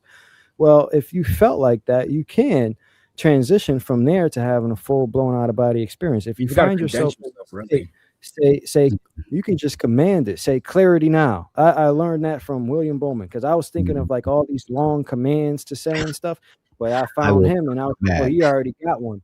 He already got one. So bow, let's use that. Clarity now. So if you find yourself in any space like that, say clarity now and command it and feel it, and you'll be there and fully present. So I wouldn't say you did anything wrong. And that's just another state of being, you know. That's even a higher state of being than we speak about. Like when we talk about the planes of existence, that's what exists out there outside of this construct. So you were probably tapping into that, for sure. Thing Yeah, is, it's really just the way that I would say is because like yeah, really like your soul can have form, but your soul's inherently formless. Your soul's an mhm, observer, but it can choose to take on form. So like when you're leaving your body, if you want to have like what is full blown, you're just condensing all your awareness into that other body outside of yourself. You could say your soul body, light body, whatever the heck, because your soul forms itself through light. Your soul is an awareness that has a mind, and that mind has ideas that says, I want to form this way, that you form yourself as light. So if you're just floating as pure awareness, just literally choose, like you could just choose to want to take on a form. That's what souls already do. They're born as an awareness, and that awareness has a certain mind, identity, personality, and it wants to express that through a certain form, and it does that through light. And then that light connects to your physical body through the chakras, meridians, all that stuff. So if you're as a pure awareness, just have the intent to say, I want to form myself, because that's what your soul does anyway, and all these other planes and Hmm. whatnot, for sure. Yeah, it's good. Yeah. and sometimes you just gotta go with the experience. Don't think too much. Just Hmm. experience. Yeah. Hmm. Stop. Like you was a ball of light of awareness. Just travel. Experience what you want to experience. Don't think too hard. Like, man, why I'm not a body? You probably would have manifested into a physical body after a while if you would have just Hmm. kept going with it. Just to start experiencing. That's what I be doing. I Yeah. experience because sometimes your That's Hmm. outer great bodies advice, will take guys. you. Sometimes your outer bodies will take you where you need to go.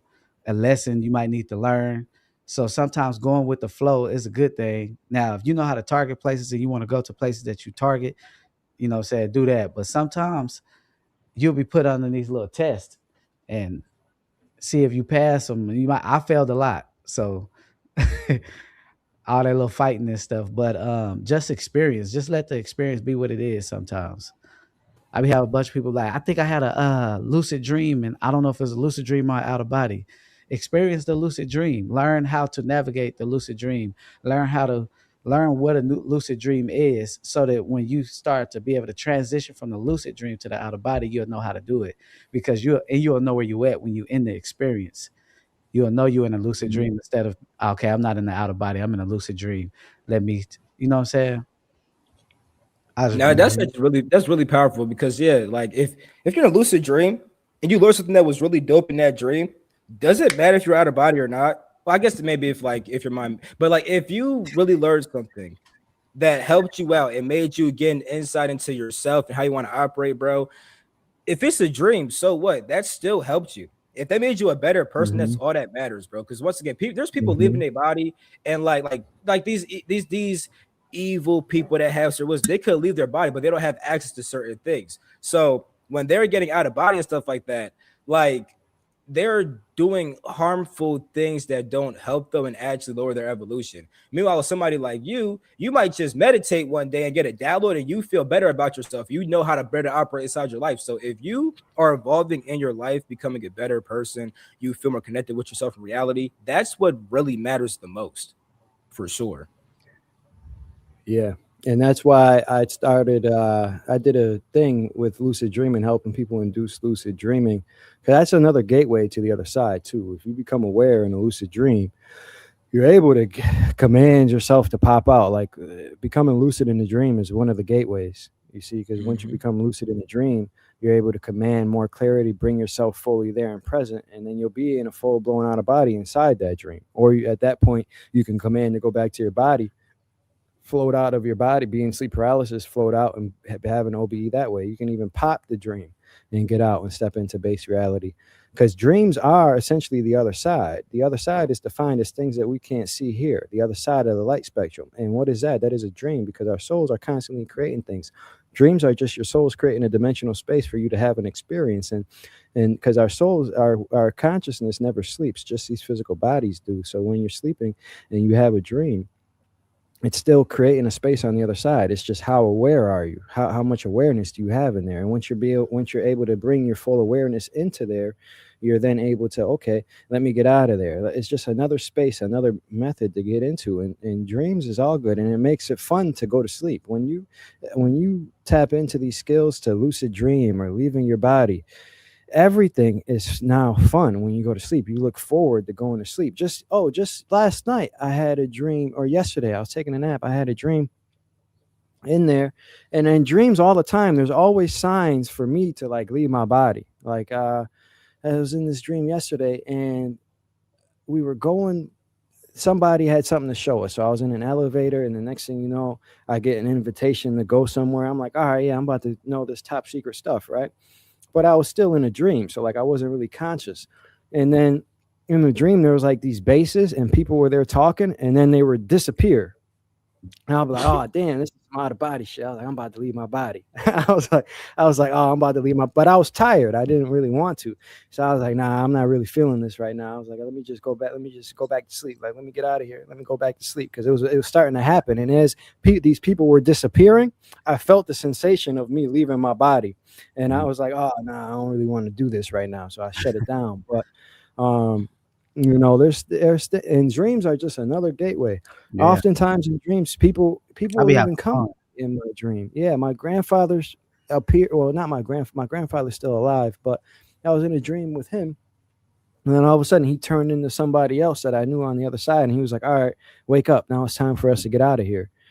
Sometimes my mom's appeared in a dream. Like I'd be with my partner, and then next thing you know, she turns into my mom, and my mom would be like, all right, wake up. Now it's time to get out of here, and things like that. So, dreams are a gateway to the other side for sure. And 4-5, I love that advice, man. Just go with the experience. Just be happy to experience anything. That's good advice. Dude, the other night, bro, I had a dream. A zombie apocalypse popped off. I started like hitting somebody with a door stopper, right? So I'm like, oh wait, I'm dreaming. But I'm like, yo, this shit kind of fun. Literally, I started to observe my dream self beating because I'm with this door. So I'm like, yo, this dream is actually kind of fun. Like, I might want to watch this shit play out. Watch this stuff play out. Second slip up. But then I was like, you know what? I'm gonna try to leave real quick and then shut down the dream. I was on my side though. It's like I'm about to come out. I'm like, I'm on my side. I could feel that I'm on my side. I don't like this. Should I change myself? So I ended up canceling it, but yeah, it's really easy to leave from a dream. And sometimes you want to stay inside the dream. It can actually be really entertaining sometimes. I'll be having people come to me. I'm at work. One of the guys I work with come to me talking about, me and him don't even really talk like that. Well, we talk, but he like, you was in my dream last night telling me to find my peace and my this and that. I'm like, it's like the third person that told me that. I'm like, how they keep saying, I didn't even remember. I'll be wondering, like subconsciously, like, but he don't know how to talk about spiritual stuff. So I'm like, how did he get that? Mm-hmm. Like, that's some crazy stuff. But what y'all said, like the natural, like sometimes I think people force it too much. And when they force it, you got to think like some people's minds are not like somebody might have a condition or something you don't know about. And they try to force some stuff, and then they go into this experience, and it's real. and they like, oh my God, this is real. Then they start seeing this and they start seeing this aliens, all this stuff. Now they coming back and they like, oh, it's real. Now they put that they didn't lost their mind a little bit because they didn't went too far with the spirituality. It's like sometimes you gotta just relax and enjoy it. It's real. Just know it's real. And you don't have to be overexcited about it. You don't have to be super it's not super negative. It's real. That's your home over there. You just realizing it now. You're just coming back to yourself and realizing like, okay, I got a home over there. So whether you come out as an energy ball or you come out as a full person with one leg limping, you know what I'm saying, experience it, because you might be an old man in a past life. You never know what you're experiencing. I didn't came out and was an old man, felt it and everything, like in the bones, like came out and was talking to like a granddaughter that I don't know. Like you will experience all kinds of things when it comes to out of bodies. Like it was things I experienced that I when I was younger I would have never thought. Like because I thought I knew everything. Like back when I was young, I was like, oh, I got this figured out. I'm whooping that. I mean, whooping tail in the outer body. I'm whooping them. I'm seeing these beings. I'm going through this void, the white void, the energy, all these different things. But I just let it go. I just go with the flow. You know what I'm saying? But I have targeted places, and I want to learn how to do it more. And that's one reason why I watch Alchemist and stuff too, because I know he targets, and and Genie Dot can target. I'm It's not very real. easy. So when you're out, instead of going with the flow, first you have to be fully conscious and aware in the experience. This is why I made that distinction between astral projection and remote view. You have to fully be there and present, and you can do this by commanding clarity now. Looking at your hands, I found touching my hands brings me more fully there. And when you're fully there, at that point, you just start commanding things. You can just speak, use your spoken word, say, "Take me here." Or Mm, sometimes, if you just set your intention, a being will be there for you, and they'll take you there. Or if you just set your intention, sometimes when I go, if I just set my intention, like to access something, like when I say set my intention, when I'm practicing before I go to sleep, I'll literally just think of it and I'll just set my intention. Say, I now set my intention to leave my body and access this. And then I just let it go. And then when I'm outside in the experience, I will be taken there. If my vibration is in alignment with it. And when I say taken there, I mean like if I go through my mirror with my intention and vibration, it will carry me. And on the other side of that, I will be where I desired to be. Or if I open up my door, sometimes if I'm leaving somewhere, I just I just know beyond a shadow of a doubt that when I open up my door, I will be where I want to be. But to do this, you need to have the signature of the place. You need to, one, know it exists, and mm, two, it helps to have the frequency of the place of which you want to desire in your mind. So it helps when you've been there before to go there again. But you don't always need to. Like to access your heavenly realm or your heavenly kingdom, you can just set your intention to access that and say, "Take me to my heaven," out of your body. If you just say that word, like verbally, say, "Take me to my heaven," you'll be presented there because it's in your soul's blueprint. It's in your soul's memory to go there and to access it, you yeah. know. But Yeah, yeah, I think it's just a matter of consciousness. How conscious are you? Because sometimes in the experiences, like you just go with the flow. Like that's what I did the other day. But like when I said that the being came there and helped me out, and when we came to the room, I was in this other place with water on either side. It was because before, when I was practicing, I set my intention to access that. So like when I left, that's where I was taken. That's one way it can happen. Mhm. But if you bring yourself fully there, you can just start commanding places and moving your ultimate authority.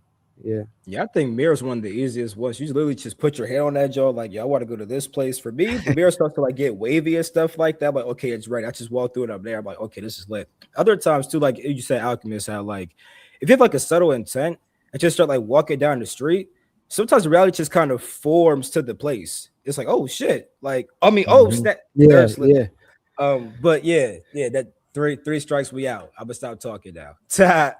Yeah, but yeah, what you're saying, Jeannie, yeah, sometimes your environment will just collapse and go around you when you're moving and things like that. And another thing with the mirror, so when I was leaving, probably this was probably like 2 years ago now, I was leaving pretty consistently, and at this time I was playing with my mirror all the time, like I was going out through my mirror all the time. And this one particular time I was out, but I entered this very quickly. So I stayed up all night speaking on the phone, right? Talking on the phone. And then it was like 6 or 7 in the morning. So I go to sleep. As soon as I go to sleep, as soon as I close my eyes, I am now outside of my body. Like as soon as I close my eyes, I'm outside of my body very quickly. And then I'm walking, and it was very hard for me to walk. It was like I have like shackles on my legs. Like it was very hard Yeah. for me to walk, and I could hear myself breathing still.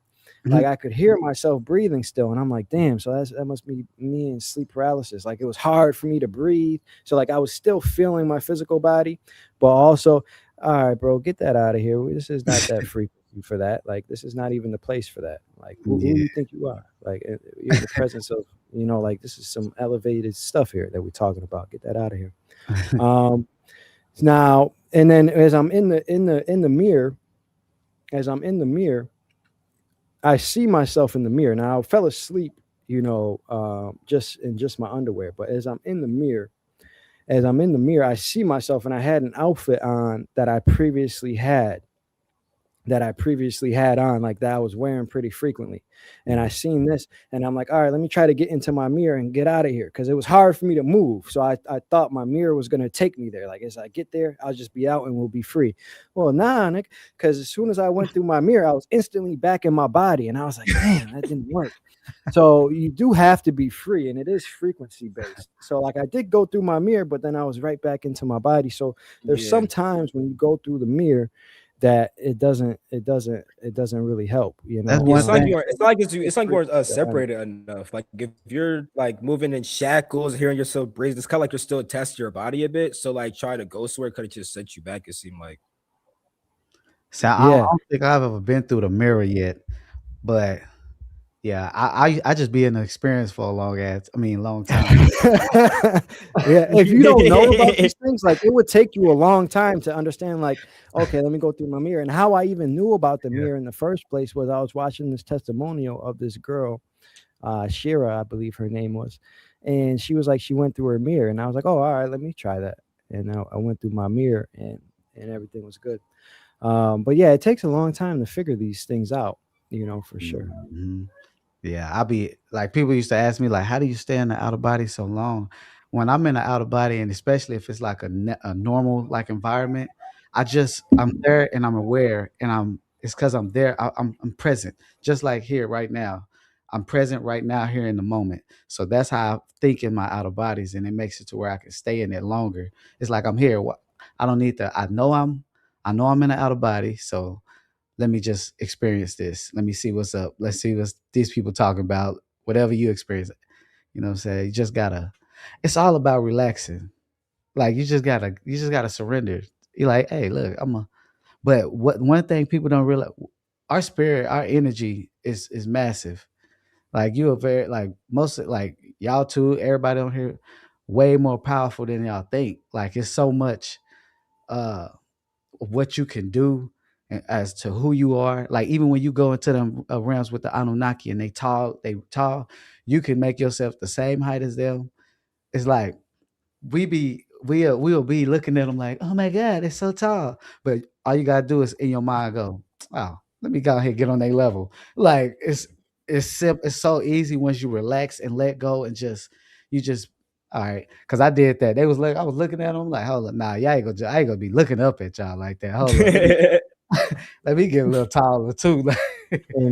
And we'll get to Push Buttons question in a second, but to touch on what you were saying, for it is very true. It's a state of being. It's a frequency, and as soon as you shift your mindset in that state, things will open up to you. It's just a frame of thinking. It really is, and it goes for fear. It goes for anything that you want to experience when you're on the other side. As soon as you shift your frequency or your line of thinking, things will appear, things will break down, or you'll be on their level, just as 4-5 said it. Yeah, that's another great point, man. So Push Buttons asked, what was that question? Did you all experience a loud crash of sound the first times you went out? Thanks. Yeah, and this is kind of like what Jeannie was saying earlier with the vibrational phase. Things like that happen in the beginning. I was hearing loud booms quite often when I was leaving my body at first. Like I would be in these states, I'd be sleeping, trying to leave, and then I'd hear a loud boom. It'd be like a thunder going off or something would change, and I'd be like, "Oh, like what's that? What's going on?" And yeah, I was hearing that for like 4 or 5 times, I'd say, in the beginning when I was first practicing, and then after that, I don't hear loud booms anymore. I do go through the vibrational phase quite often still. It's just like if I don't leave for a while, or if I'm really, embedded here mentally or something like that, I will experience a vibrational phase still. But the loud booms, I don't really hear those anymore. But yeah, that's my insight. And the reason for that is because you're transitioning from this frequency to the higher frequency, and that comes in the form of loud booms. It's a more drastic change, because like when you just elevate from this frequency to the next one, you'll hear a loud boom. And a lot of the times, and I will say, when I heard that, I wasn't in the vibrational state. When I heard that, it was because I was here, and then I hear that, and boom, now like I'm in the other side. And it was in the beginning, so I didn't really know that, so like I would hear it and I'd be like, oh, like what's going on? The hardest part is trying to ignore it when you feel like it's, because it sounds like it's like something really in your room. Yeah. You like kind of like, hold up, is that real or is this? Okay, let me just. That's that too. Yeah, I remember being in there in the beginning too, when you don't know these things. It's freaky. Like when you're just like, what's going on? You heard some babies. The TV on, yeah, and the news. Yeah, bro. The news was on, and I was like, what? All the TVs are off. I'm like, and I hear people talking, and it sounded like the news was on, and I was like, what is going on? Like, is this really life, or am I hearing something on the other side? Yeah. It happened to me yesterday. It happened to me this morning with my girl's alarm that didn't even go off for real life. I'm like, wait, why am I hearing the alarm? She's not going to work today.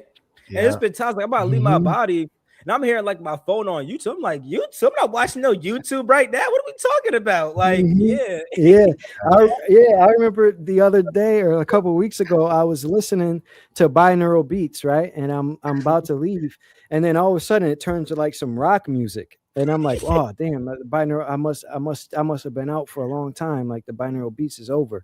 But then I'm like, wait a minute. And then I'm thinking like, wait a minute, this is on a downloaded track. Nothing's coming on after this. I was like, oh, I'm out. So I'm like, you will hear things. I done heard all kinds of things. I done heard creepy things. I done heard babies crying, cars crashing, a plane. One time I heard a plane going, zzz. I was like, it sounded like a plane. I'm like, what the hell is a plane doing by my house? I'm like, what the fuck? The babies cry used to trip me out. Like I ain't no babies in this damn house. How's a baby cry? Who the broke in is brought a baby in here? Yeah. Sometimes I hear like some weird chanting or like people whispering like weird stuff. Like, I had that before. Like what is going on? Yeah. And then, but I realized it's like you're tuning your frequency, and when you're in these stages, so you'll pick up on different sounds and stuff, and then once you're out, like it won't be there. But it'd be weird stuff, and I'd be like, what is going on? Like, who is this? I'm hearing stuff. Then I'm like seeing like faces I'm like, oh, I'm seeing like a random lady. I'm seeing like this like green face. I'm like, what the heck? But I'm just like transitioning still. So I'm just like seeing all these things pop up till I fully actually get out. I'm like, okay, I'm good now. Like I'm actually here. Like, yeah.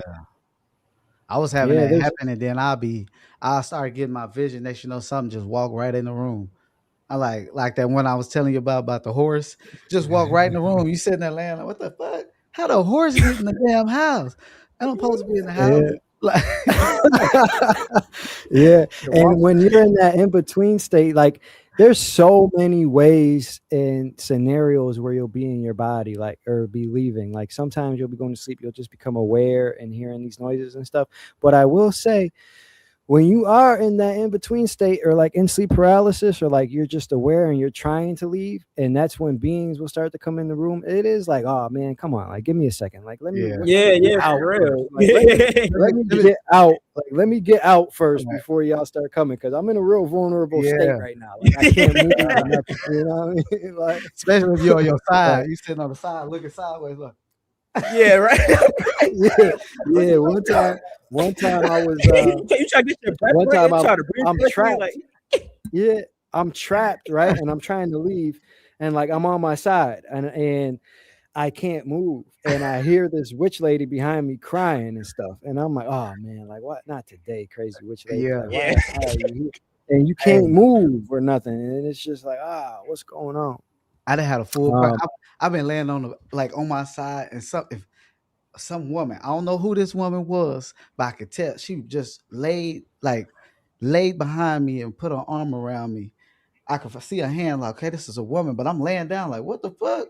Like, ain't nobody in this house. Like, who the hell is laying with me right now? I'm thinking it's real. I like make myself like snap out of it. When I woke up, I'm by myself. I'm like, who just cuddled up with me and spooned me like this? This is crazy. You know, Yeah, spoon mhm. nah. me. I'm not supposed to be the little Yeah. spoon. And the reason why beings do this is because it's like you're going home, and really feel like they forget how it is coming from being a human to going there. So like they just Yeah. be appearing, and you're like, oh Yeah. hey, what's up, Let me man? just lay with You know? you. You want to be the little Yeah, spoon? one time Like, one time I met my friend and he tried to smack me out of my body. I'm like, "What? Don't hit me, bro!" Like, what? But it was just like if I was in Genie's room right now and I smacked him, like, "Come on, bro! Like, get your head in the game!" yeah. It's really just like that. It wasn't Yeah. nefarious or anything, but Yeah. things like that. I slapped this dude in the outer body one time. It was when I was young, when I thought I was about to be going around whooping everything. And I seen him. I was like, what? And I slapped him like, whoosh, and he slapped me back. I was about to cut. He slapped me back. I said, what the heck? Like, he done hit me. So yeah. But we just started having a regular conversation out there. I was like, all right, bro. You got it. He done hit me Yeah, back. Look, you got your leg back, yeah.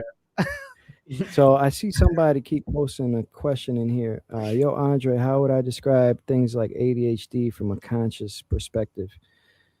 So, I got Forefire, ADHD. you have ADHD. Yeah, you want to speak on it? Hey, having ADHD and being in the outer body is like a superpower, but your attention goes everywhere. It's like Mm-hmm. this. It's almost like a. But the hard part about it is actually, well, I can't say leaving the body because I do it naturally, but just thinking about how my mind works. Our mind, you got to shut the mind off a little bit. So when you got ADHD, it's almost like you got to meditate. You know how you hear all the voices in your head, like I'm gonna go to work tomorrow, or I need to go to the grocery store. I got to wash clothes. You have to focus on all those until it's one. If you meditate and try to clear your mind, because it's like you gotta. How do I explain? It's like you talking to yourself, just that one person. But when I meditate, I listen to all my thought forms and I'll get rid of them, the ones that's not necessary. I don't know, like, but everybody can make their own technique up or something. But when it comes to ADHD, you gotta understand your mind is going everywhere. I'll be thinking Mm-hmm. about one thing and then next you know I'll go off. I'll be talking about something and forget what the hell I just said just that second, like because I'm thinking about something else.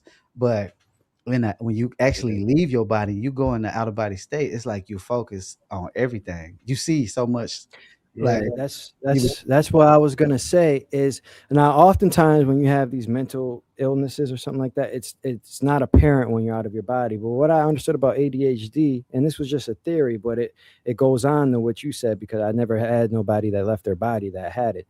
But my theory was when people have ADHD, it's because they're used to being out of their body where you can access everything.